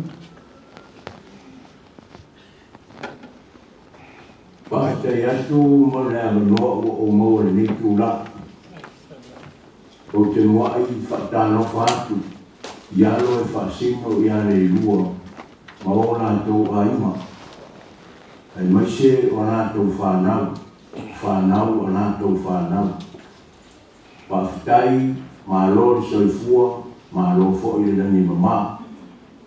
Ai maise fo i le tātou aima poto, o e mo whai o nā whaatasi i toi sauninga o le fionga i a Leilua i New Zealand. Pe fo i le tātou aima poto o lo whaafonga mai matangi mai ana i so se vaenga o le nega lo langi. O te whaatano whaatu fo i le kāresia, lau sunga le taitai, le nofo ato, e maise o na vaenga ese, i so se vaenga o le kāresia, ma i na ao se i o na i, ma lo le soifua, ma lo le langi mamā. Tātou whaafo i peana ki inga ma le whaafitai i le atua, o na ua veala na mana au pa ia i le fionga i a le lua, u whai le mana, o mwhaiai o na tātou ofisira whae. I luma o penga te whailani. Ai o tātou le wheiloa i le so tūni ma le so tau au e pēo na masa i ai. Tanu ai, e lo te pōse lilo, o na o a fianga o le lalolani le whaama. I rewa sa iai na unota ima e fia mafuta ai peitai. Ua whai mta o na fuafuanga o a iai ma o whaama. Lea o te whaamaru ua tuai ma o whaate. Tuai le tātou aina ua le mawhai o le tātou mafuta whatasi. I le nei aso ma le mafutanga. Tātou te la mona pēr whaamawhanawhana. O le tūranga i le mātou mafutanga ma le ilua o te la mona. O le ale o oa i eisitala o te la mona ua maea vaenga uma. Tusa ma le soifua ma ngalue o le ilua. O le ilua ma o se tangata e ngalue. E alofa. E le whaalamolama i seisi. E whaalamolama i ona lima. Sa tausi ai le aima o le nuku ma le kāresia. E le o toe pōse rilo le tautua le ilua le nuku. Ai maise o le kāresia i Samoa. Se e o mai lava i New Zealand. O ia pāhenga uma. Tātou te la mona o sila fia e le atua mea uma. O le tala i a Leilua, o Leilua, o lona tonu rea o le whanau, e tō se furu. E ona tama, ai tonu tene, o e o te tea ma wala ona o le wala au pa ia le atua e tō ono. E tonu tama, tonu tene, o e o lo toe mai nei, e tō whā, tonu tama, tasi teine, o au rei tau talatu, o lona malu reo le whanau. O lona malu reo le whanau. E le ngona lamba le whanau noa o na o mautusia e mafutanga e ala le marima le oti. Te le temi sa mātou mafuta ai ma le ilua ma pēmita. E a te au lau fo ia mana utani tonunga. E le tau mori mawina. E mori mau whanau le ilua. E mori mau le whanau le ilua. E maisi o le kāresia o le wana le whasino i a le ilua o le mori mauola le nā. Mori mauola le nā o ngā luenga. Sa whengai ma le fionga i a le ilua ma le tausi a pēvita. O lega o le tea ona o le mafutanga le marima leoti. Ia lewe to a wala au le atua i a le ilua. O se upu whaamawhanawhana ia te o tau uma o alo e whaasino ia Leilua. Tau te le I mātua oti o le upu moni lea. Aisha, e mōri mau ngā luenga sa whaia Leilua, nā ua o tau whaatino ina. Le tau singo a inga, tau singo le kānesia, tau singo le nofo le lei, ma le nofo whea whari o tau mautu. Ona o le ngā luenga, māta mō fia le tau tamā, sa tau siai o tau o te mana tua le tala e lia e Isaia ka mai e Isaia ka mai e lia le ane mea e te manawa tali e Isaia whaalua mai loa nganga ia ja alo ma whanau o le lua o le nā o whaalua atu ia te o tau le nganga toa o le lua ina ia o tau manuia. O mea lei sa nei a whaia. Āre nā o whanua atu ia tau tau. Ina i o tau sāwari ai, ma tau sei pēr, lo tau wāna no whā. Paure na ngona, alofa mia e lea tua. E uilawa ina, na nofo le flefu ma puru li e tala o nore ma tui le malama le marimo le oti. Mai pita, e le whailea maala e whaatea e se nai le alofa ma lea ma le leo le atua I lana tau singa ma nana le leo. Tanto te whaafitai pēr I le atua o na o le tele o mea le lei o tā leni o mea le lei uma. Na whoa I le atua I a le lua, lea na sa atu, ma whaasa atu I a te o tau whanau. Ai maise o le a ima, o le nuu ma le karesia. Na mona ia, na mona I pēr le fia ma le ngāma le whaafitai, ona o mea le lei na ia whaia mō le tātou aima. Ia le tātou aima, tātou loti te tele. E lawa le whitainga a Iesu, a muia e whanonoa, a wae wha mā whana ina I lātou. A tonu o tō mā whana, ua tele e ngā luenga, e au whai ngā luenga pa ia le atua, e maise o e whai mai aima, tā ngā tō abatu, pa mawhanawhananga ina ia o tau mawhanawhana. Ia o sitara le nei tūrā, para whangia le tua, to teimi o le lua, ia manuia le uma, pa atasi mai le tua le tātou mawhataha, e uina tātou walawana, tātou te walawana pēr I no whanga, e tātou whitau pēr I luma o le tua, I lo nā rofa, mo lo nā ngare lei, Tau fo istemi pe ie pe to te tala le alama ia o tātou to I whega I whoilea a te tonu wau o loo manuia o tō uma. Ai koi o oe o le pae mare auri o oe o le pae mare auri I au tua ngane e te wha mawhana whola te a iai ni mea e whare tonu. Na whantu ia te oe le whantu tuanga I lau manuema. I lau manuema le lei o le whautua mea le uma ina ia manuia pēr whaahano nonoa pēr le. Lau tau mawhitanga le lei, ia tau whaasua whaina, o le whaiona o tau ua ina I mea ua maloses o nā whaina lea. O tau uma, e o whaasua whaina ia o tau manatua. Suafa tā ua o ainga o tau antu ia tau ina ia o tau loa tau anga. Ia o tau manatua le tau tamā, I le tau tala. E ngungu aia, e leo tele ana ngā luenga. Ia o si talātu lea, ia o tau manuia lama, e maise o tātou aina poto, pa pe fōi o e o salalau solo I whahenga umo le neina no nangi, ia wha manuia lea tua o si talātu lea, pa whitai mo lo ua noa, tō wha soifua ma ua manuia.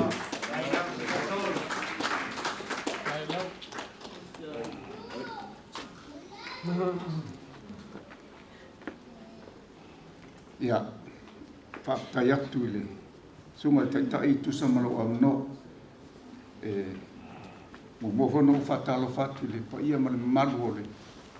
O e ua whia mai le neitu la awale te sa ninga tamale. Ona wala na o tuan mana mia le sina umori maule titi awale ang to whaafongan po. E le itau nuu le mafuanga na leina o na o tono le ainga o le tamale a le lua. wa laina ta ua o le san in lo fo o Leilua da tu se situ ma famtalaina ona o se tangata i le mautūlo o langa saia o te maungo solo me sa o te nofo solo o le mea la lenga o te talo i le tua whamare moli pe mawhaina ia au maise o sasana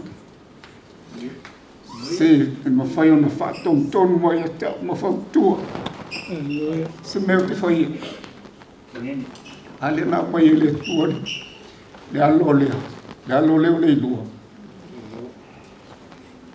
wa sui e lo lang wa be ai fu ya mo te ngata i fia le lotu ma tulanga fa pena wa mau ai fo tofu tonu le kalesi fa tai nei fa mia ai o le ala o wa le no to tula o la fam tala tu le mafu nga wa le na o tonu le la inga le Leilua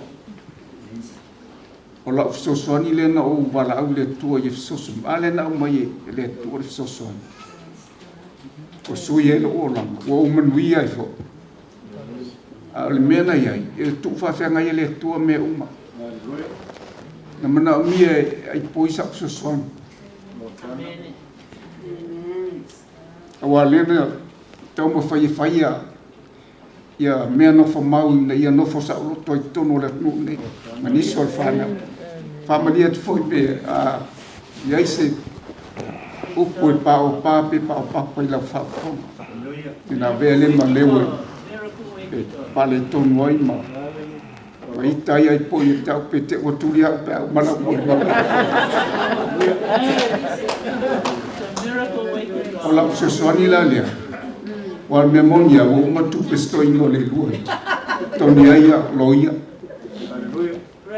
a tonu foi sosoani ona tuangangi ma nisi o lona ai it's not enough money pe fia se la wa na pawale fa punga tula fono you need the right man a rich man so therefore they call the income they have to more than 100 every year. That's the only way you can qualify. To la fononale, ale inquest porcina, you need a strong basin. E a porcia le inquest suisuia. Stangata e tau tar sao e whamau. Stangata e rofa. Porcina lena ai o le special le ngata la palanga income ina ia mfai na kaba mai ai poi manisi o fana ya ana batule le impresia ile yang yu na bakwasa ni kolosia isu mai male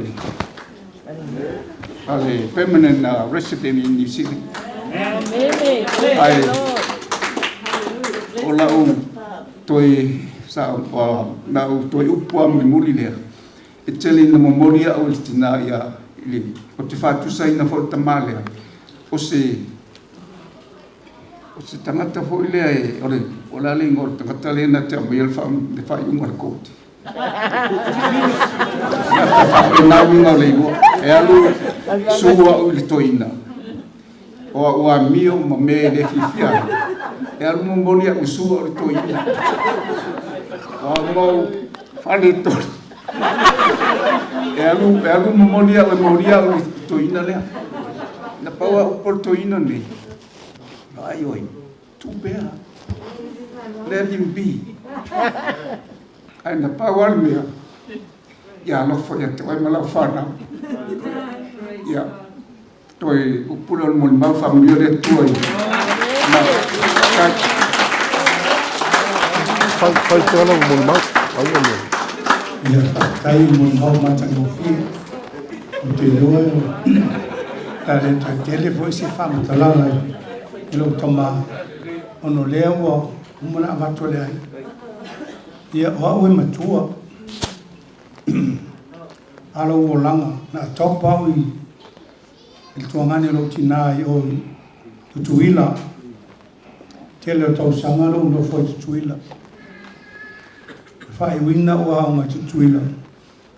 Ko sa au ni le awaru o le ami. O toi la volis o tau tonga o mau ni la fai. O talo le tua. Na watu matua i oli lo whaunga. Ia o le tama le tua ngani lo tina le nau ia. O stanga te pito silo na sa wale la lang.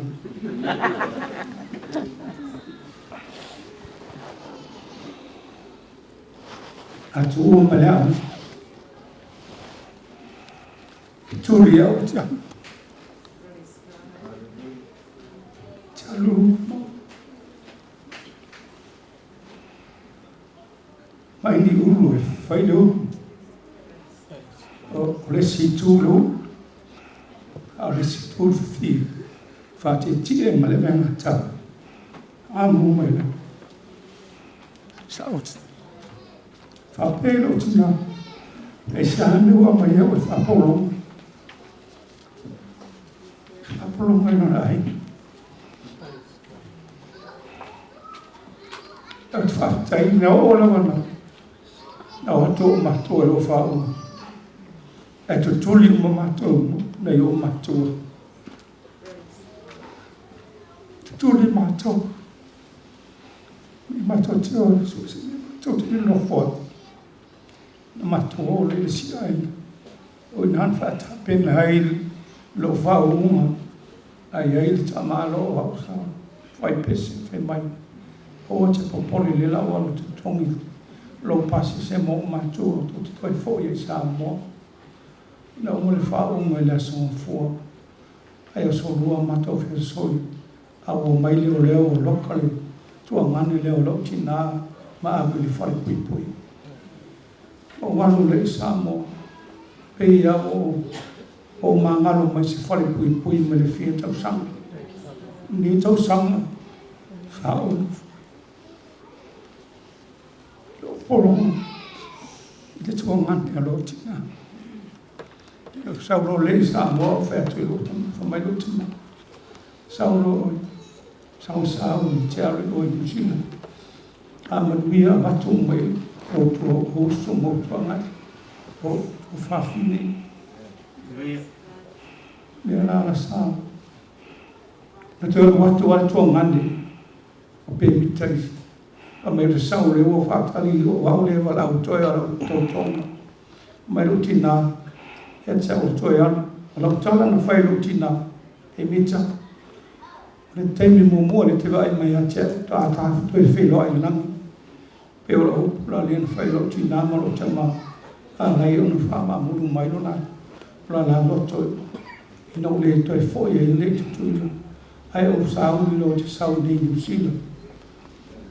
O tau numba loi nei e mai lo te ma. Skoli. Tau tua nā ma o e o som. Tau ma, o atu i nai New Zealand. So e mai se uma nai o tātou ai. Sa o whai a lawa mea umana. Mana o i lo tina. Sa o mai o mo uso. Ia o te mina rai 5 umana o lia i sa mo. Ia o le lawa o ma mai nei lawa ia le po pāti i sila e.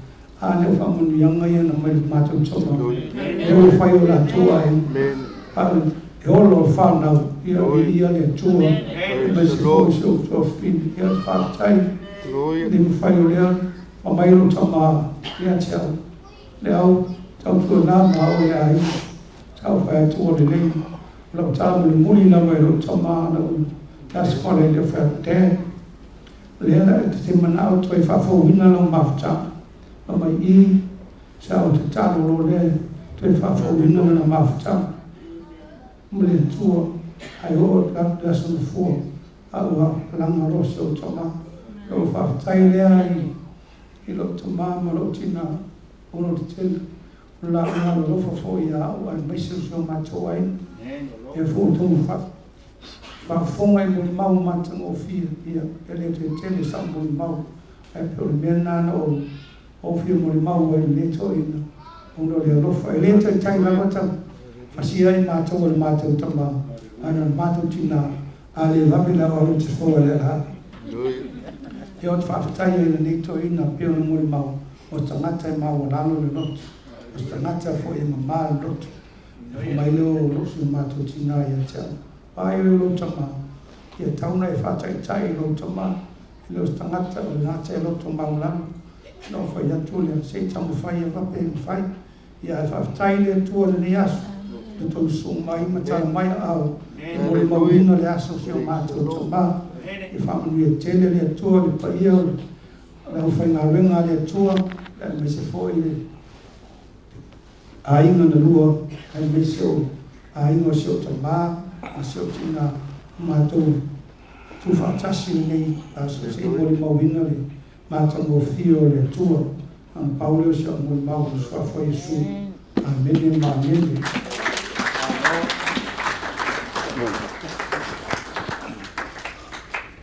Tai ia, toi tu whātasi o ao pātipati atu e usai ma mori mau mātango fio le nei aso. O le awanoa le leile nei e tu inatu le whawhengainga. Ka le sia Emanuelu malanga mai lava i Wellington o no le fia awai toi sauninga o lo tātou tamā. Ia mori whaitawina o le awhionga pa ia le atua. Nā tātou tutulai. Tātou tūlai, tātou te whaaloalo. I le fionga le atua, i nei aso. I ia le li. Pai tawina le fionga le atua. Le a maua mai le mo moio ane 5. A matal fai tau le fai upe ono e o le sifulma le lua. Tātou whanongolongo o la o fai tawina. O ia lava le nei. O le ena maliu mai ma le vai a toa ma le toto. O Yesu Keristo lava. Ele tuli le vai. A o le vai a toa ma le toto. O le anganga foi o lo mo le mau mai. Awa. O le anganga e wha maoni lava ia. Awa e totolu o e mo le mau i le langi. O le tama. Ma le lokou. A toa ma le anganga pa ia. O i latau nei foi. E totolu. E to atasi lava ia. E tolu foi e mo le mau mai i le lalulangi. O le anganga, ma le vai, a toa ma le toto. O le atolu foi e aunga atu ia i le mea e tasi. A fai atalia e tatou le mo le mau atangata. E sili le mo le mau le atua. A wa o le nei lava, le mo le mau le atua, wa ia mo le mau mai ai, i lona lava alo. Amene. O le atua tua i le alo, o le atua, wai te tonu ia te ia le moni mau. O le te tonu i le atua, wai ia whaia o ia, ma pepelo. A wai le te tonu ia, i le mau na moni mau mai ia i le atua, i lona lava alo. O le nei foi le mau, wa foi na mai le atua ia te tatou, le ola e whaavau. O le ola lava ia, o ilona alo. O leo ia te ia le alo, o ia te ia le ola. O leo ia te ia le alo, o le atua, e leo ia te ia le ola. O le fionga le ale atua, o na o Yesu. You are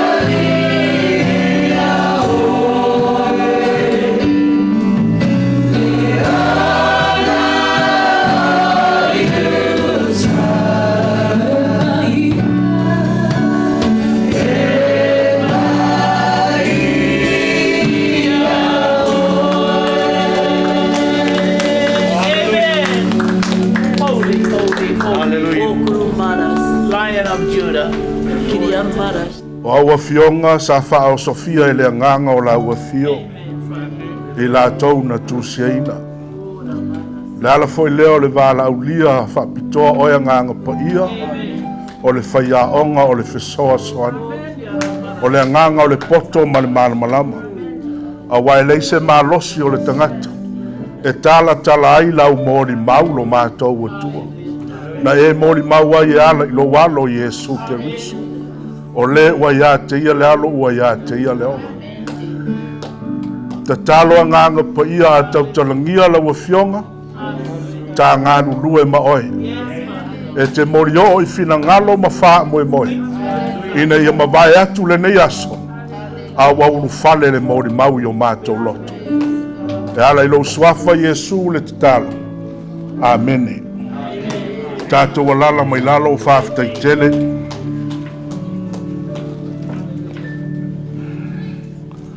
O le whātua i le alo o le atua. Ua i totonu i a te ia le mori mau. O le whātua i le alo o le atua. Ua i totonu i a te ia le mori mau. Anyone who believes in the Son of God has this testimony in his heart. O le whai upu le se fulu o le awha au tu i aise au mo i tātou le nei tuaso. O le whātua i le alo le atua ua i totonu i a te ia le mori mau. O le autu e wha autu le fesili.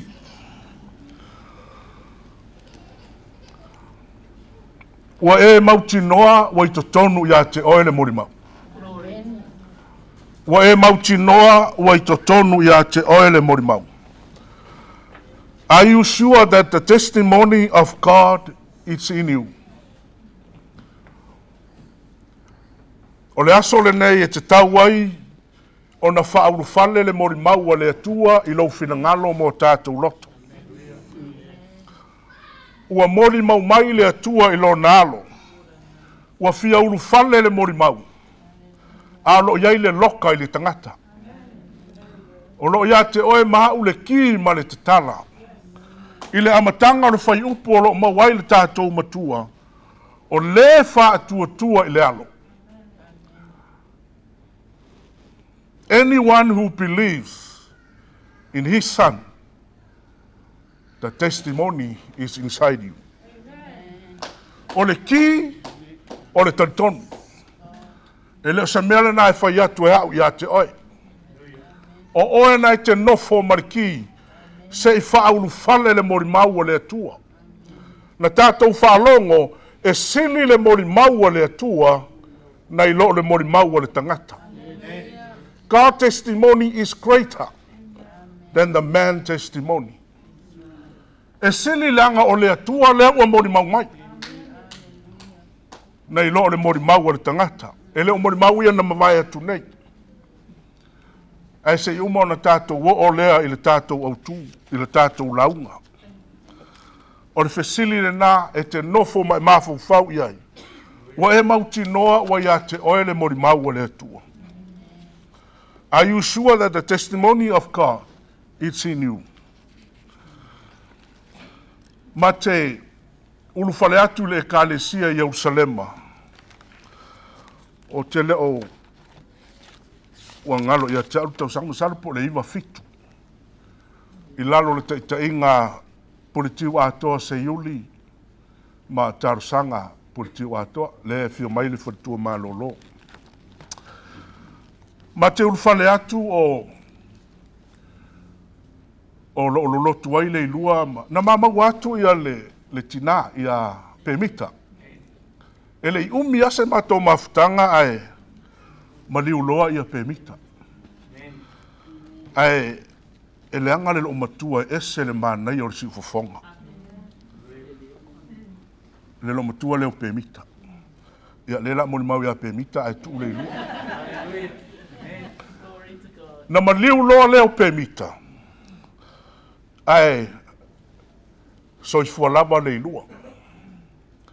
Ma te ulufale atu e to tele ati nā mātutua o le ekalesia. O aninga I malae tuilimu. O ula le ulua I ali. Tala pelo sa. Ia masetasi o tina salopo I falfa. Le ala o ia sa. O tina uma ia sa matou mafuta. O na wha aile o teine. Tasil tama. Na uma loa lea o teine. O tama. O le winga o la utala o teine. Ua marili uma teine. A lea fatu avala au le tua ia li lua.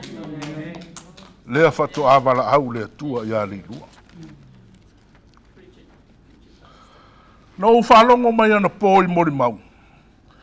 I sa fia finga alo ma whanau o le lua. E kamuta. E whaifaiwa. E whaifatoanga. Ai toi fo mai fo. E ele pōra whaira mātou fonta talo le mauta putiu a toa ma tarsanga. Ai, e leo se mori mau o le lua o la nā tala na whamson po o manatua e tala I fafo. O mai le tala le to ina, ua ti ngalo na o loa, lo na nifo. Ai le fialu le whanma. Nā alu loa lea I le tū le whaata I le bathroom, a vae malpalaya. Ia se ia I loa malona o loa. Lea la matua I o taritonua o le fō mai le ilu.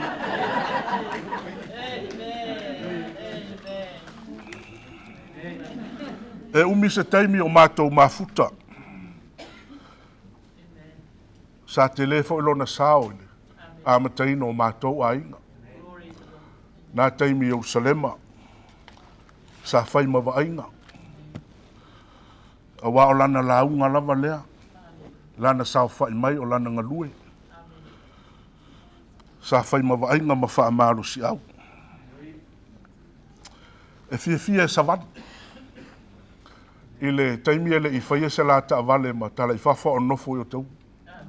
Ia peo na wheta laile au pālota. A wana ia whai na fua nisi I mori mau.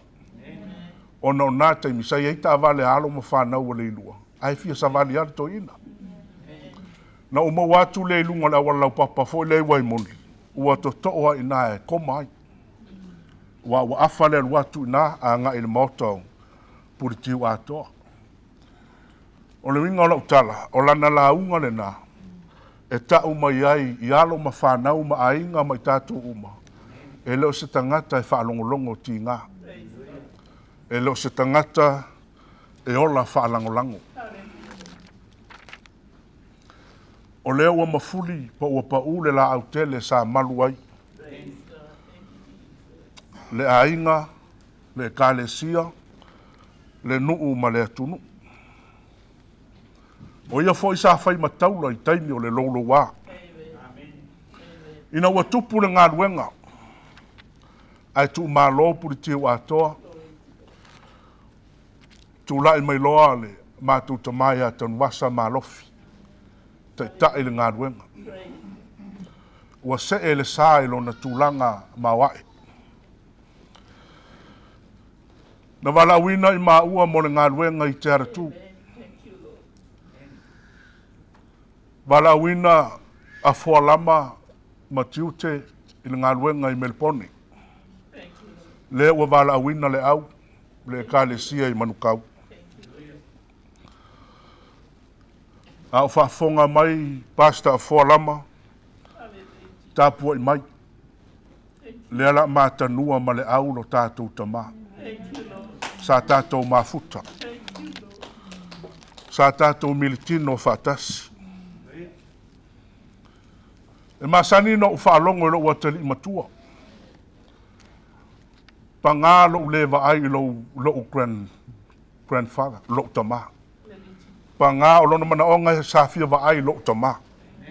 Lo tamā, lo tamā, lona grandfather. Ai,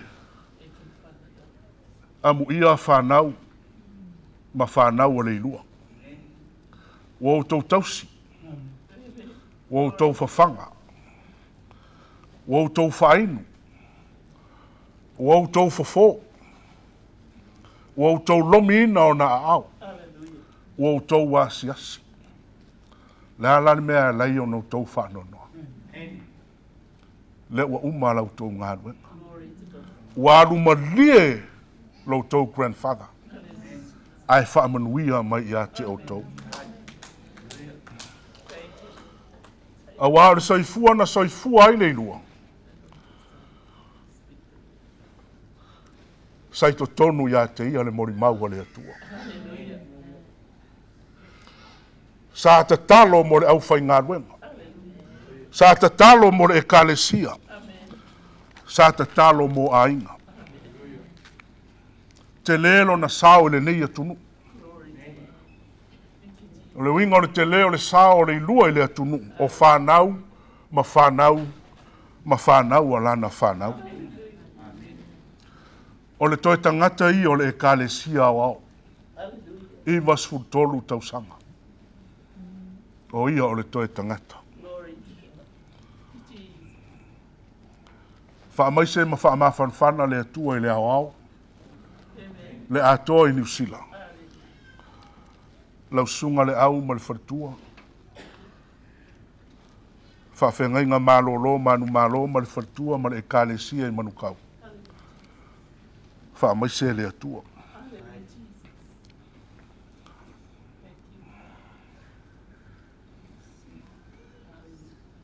Amu ia le ilua ua malanga atu.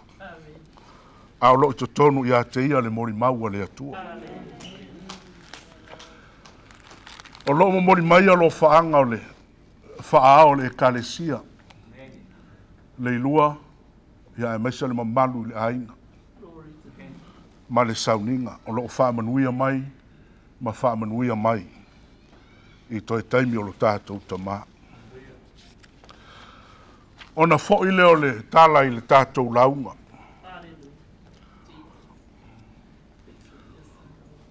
O le mori mau ai nei to tonu ia te oe.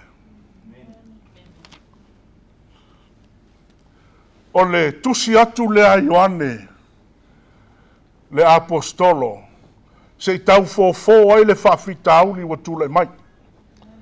I to tonu e ka le sia po tangata kerusiano, o lo o tinga aina masawa aina i a sia i titi.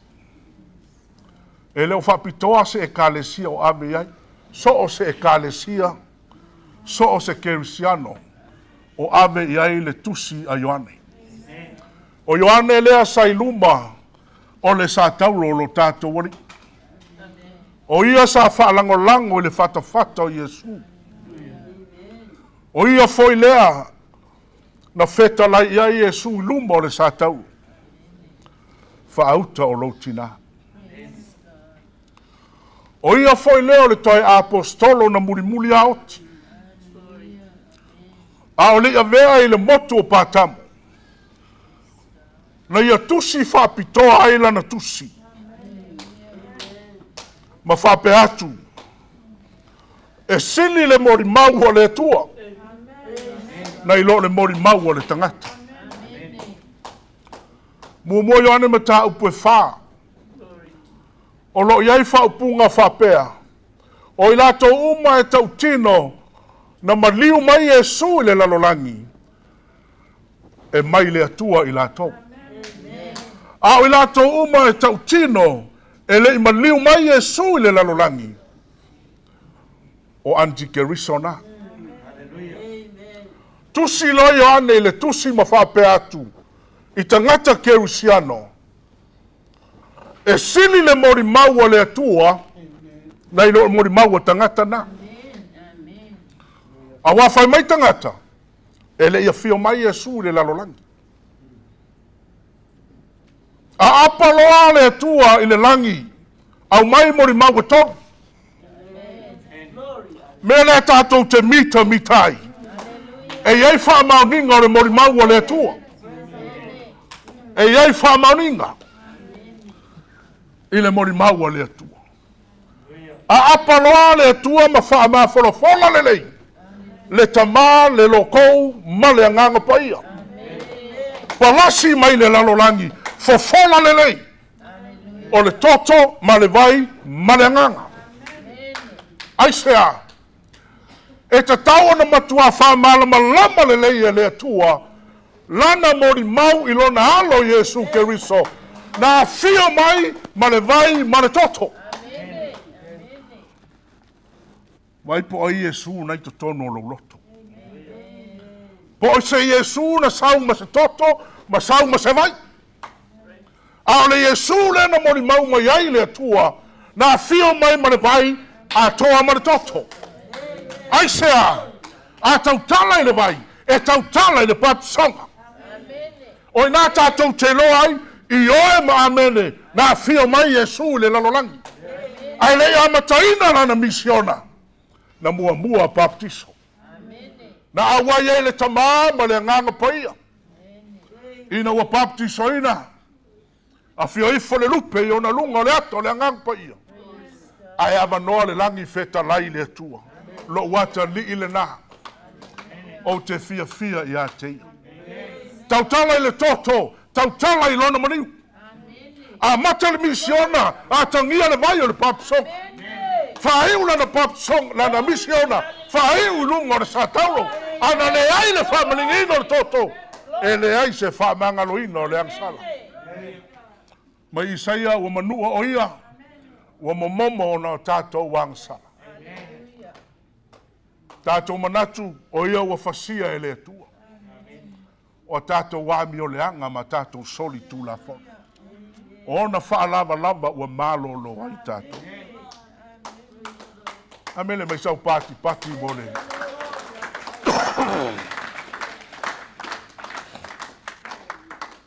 Ai ati ritilo fo ile yohane mtau po sumreiva.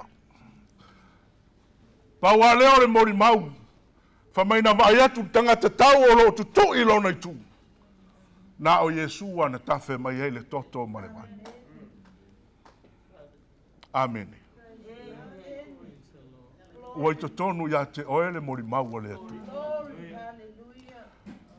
Mori mau mai le atua ilo na alo. A fai ele imaliu Yesu na na te au na iai. Fa urfale le mori mau le atua. O le alava i le lalolangi o le antikeriso, o lona winga o le tetee i le atua. A whaila e leo ia i tātou le mori mau. O tātou uma o anti. Tātou te tetee i le atua. A whamai le atua o le e le taritonu le mori mau. Ua tau peloina le atua. Le aise pe pelo i fofonga yoga. Na mori mau ale atua i lona alo mai lava le amatanga o le tūspaia. Tūse ke nese mta upus e toru fai upus suma lima ina ua feta lai le atua. O le tamare fine na te tui momomolo. O inae o le ata o Yesu Keriso. Sau le angelu fai a Maria fa auto le atoe. Fa anau le tamatane te fai ngoa i a Yesu. O na winga. Emmanuel ua ia i tātou le atua. Le mori mau lea sa ia Leilua.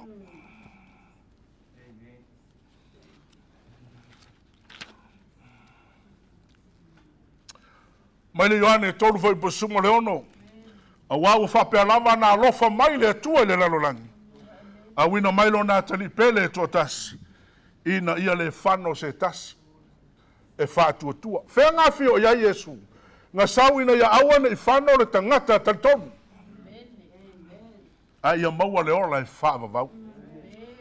Le roma sfulu fai upu e vanu. O le ua fai mai, ua lata ia te oe le upu. O ilo ngutu ma lau loto. O le upu leo le whātua tua o mātou tala i atu. Pero no whea le amatanga. A fai ele urufale le mori mau. O oe na ele ki ma le tatala.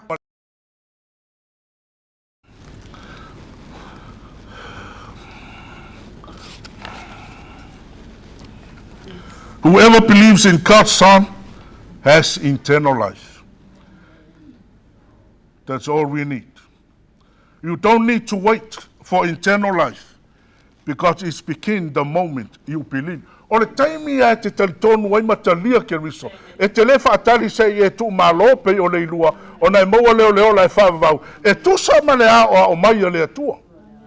O le taimi e te talia ima e talitonu le mori mau le atua. I lona alo. Ua ia te oe le ola e whaavavau.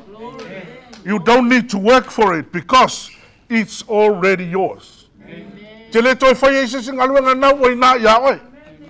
Wāware mea o le talitonu ma talia o ia. You don't need to worry about it because you have been given eternal life by God himself. Ke le toi popole, awai, ua kele mori mau. Mori mau mai le ofisa so i fua malolo inga. Mori mau mai le ofisa o aonga.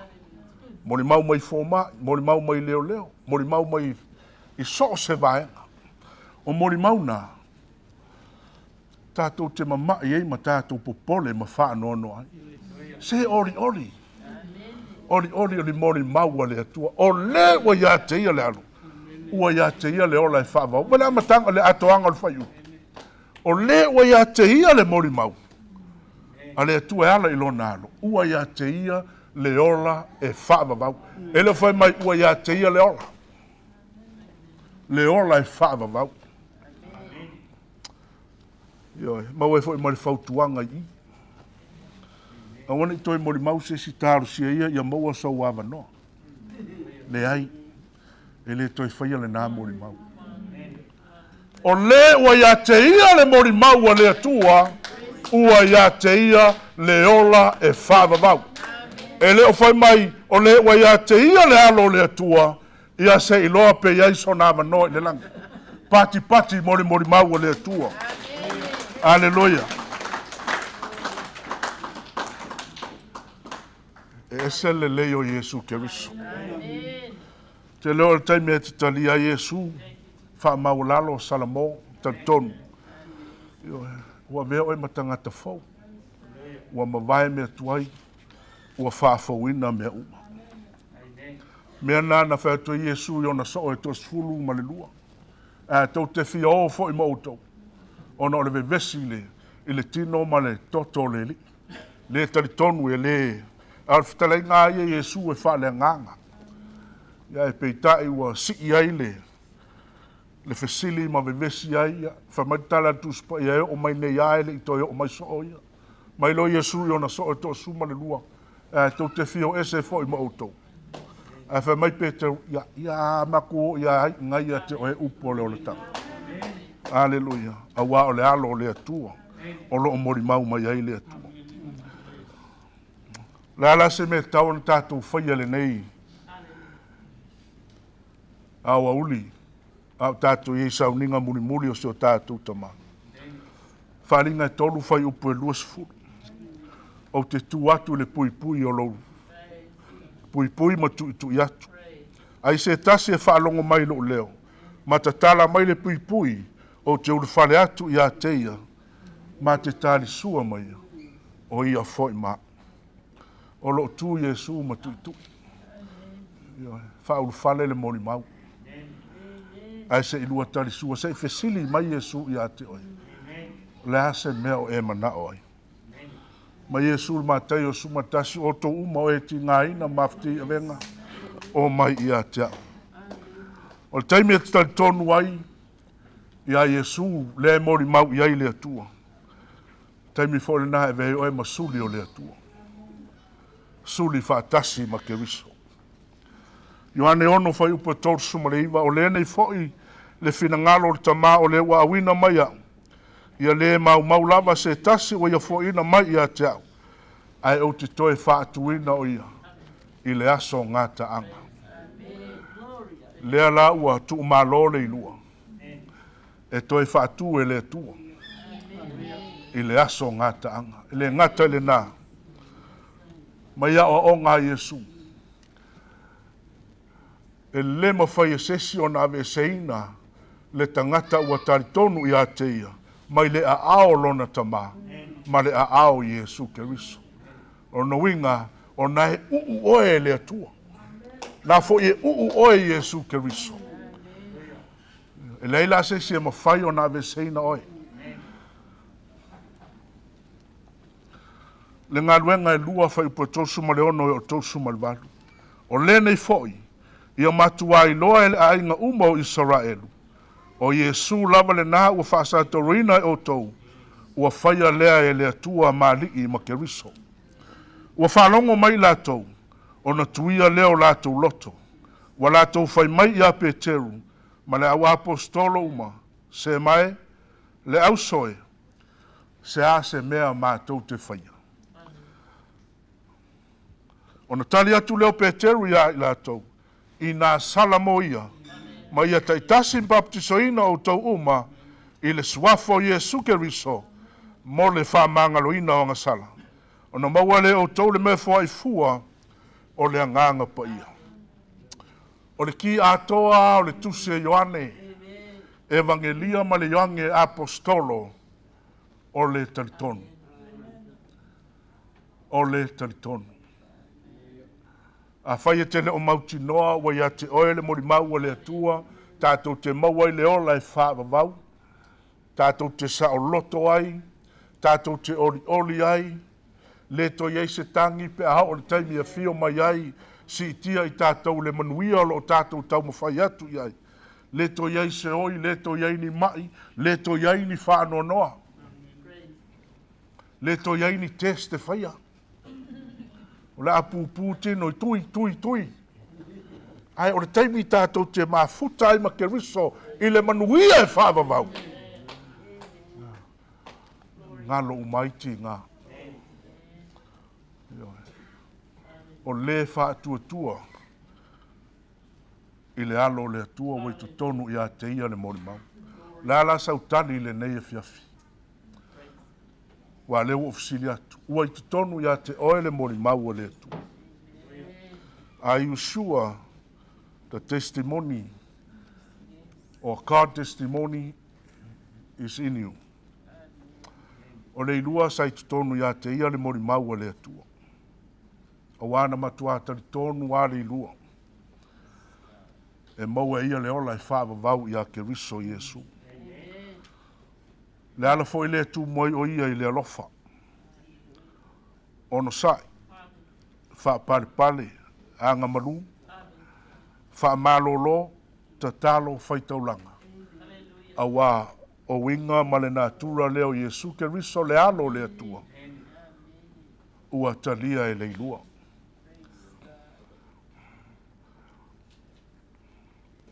Awa e mauti noa wa i tutonu ya te oe le mori maua le atua.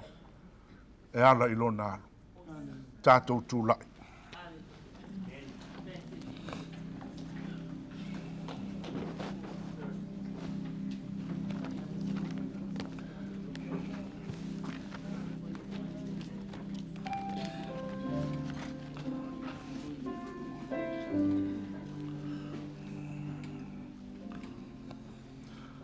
Mo ini o fonga, le la a whai ul tātou.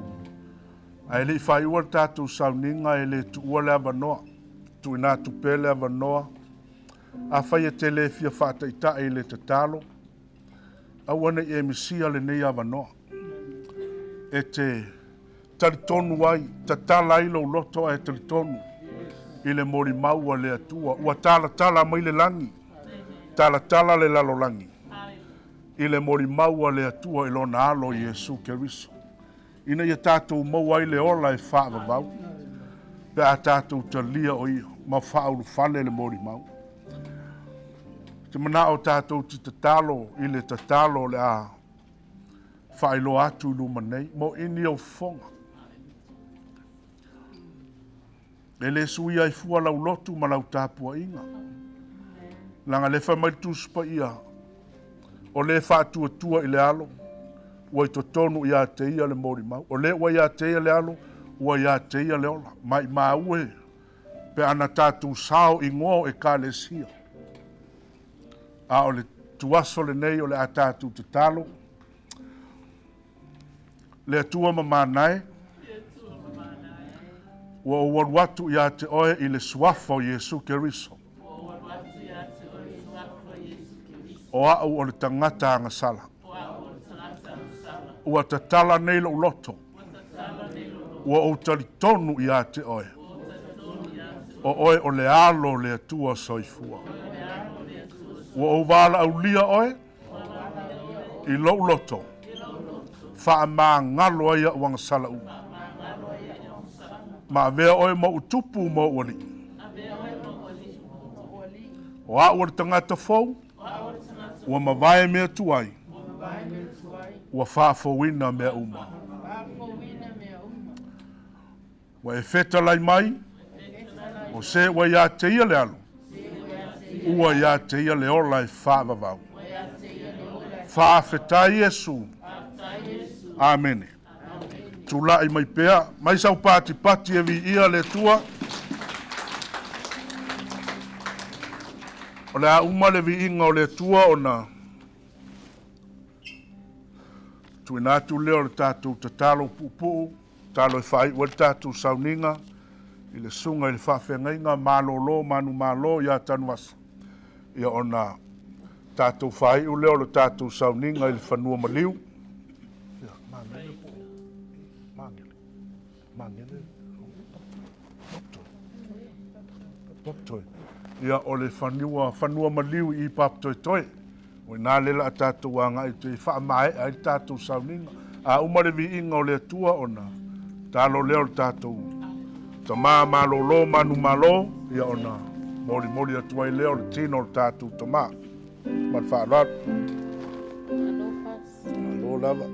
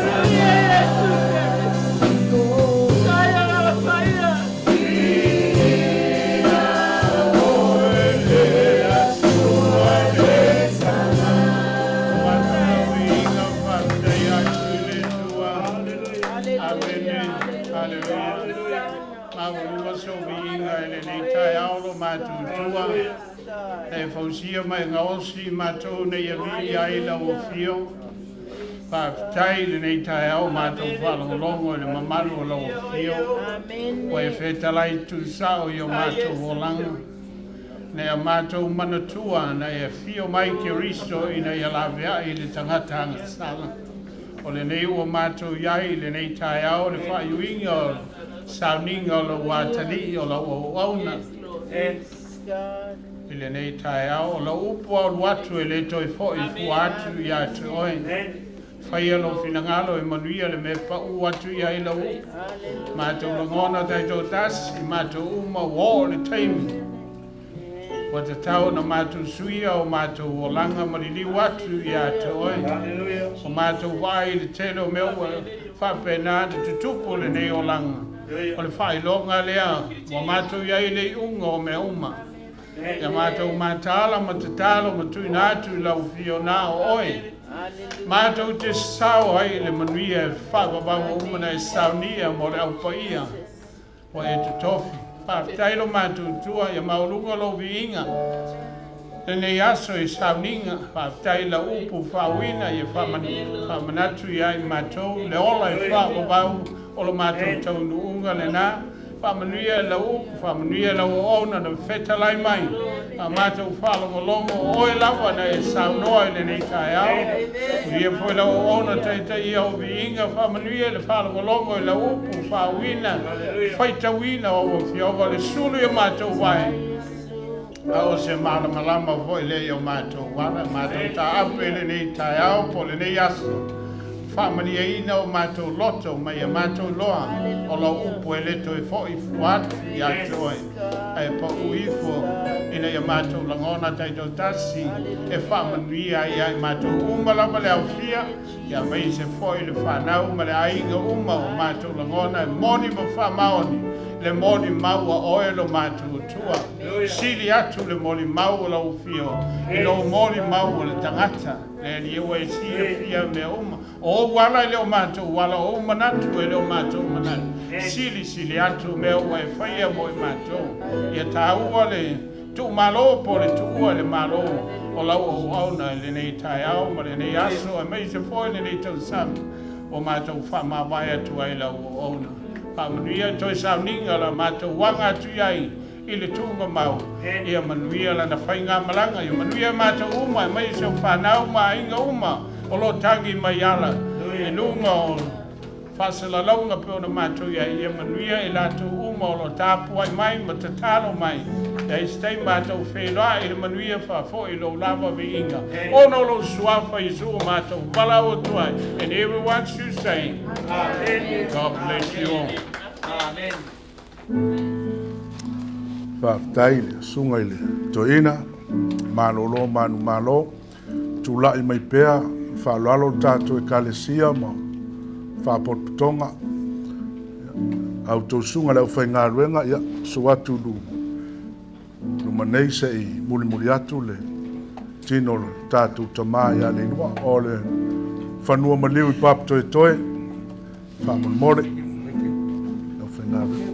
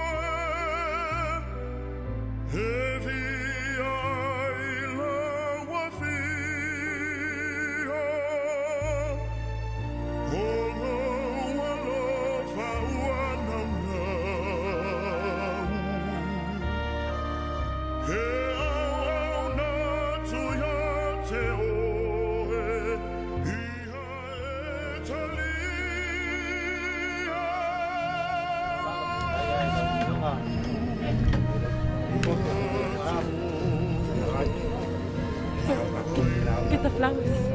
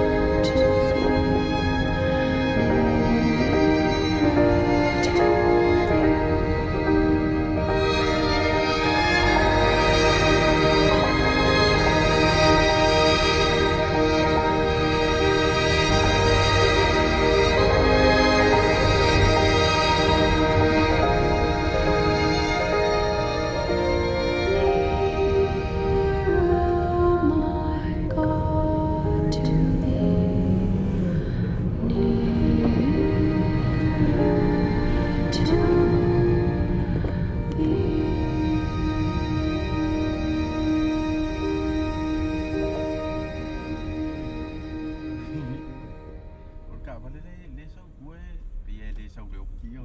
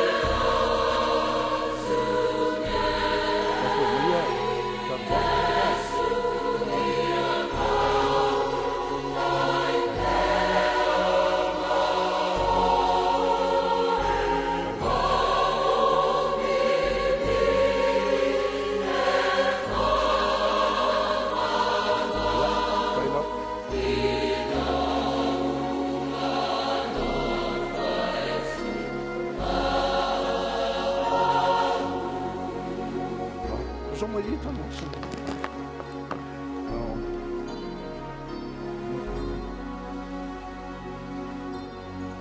Ja, right.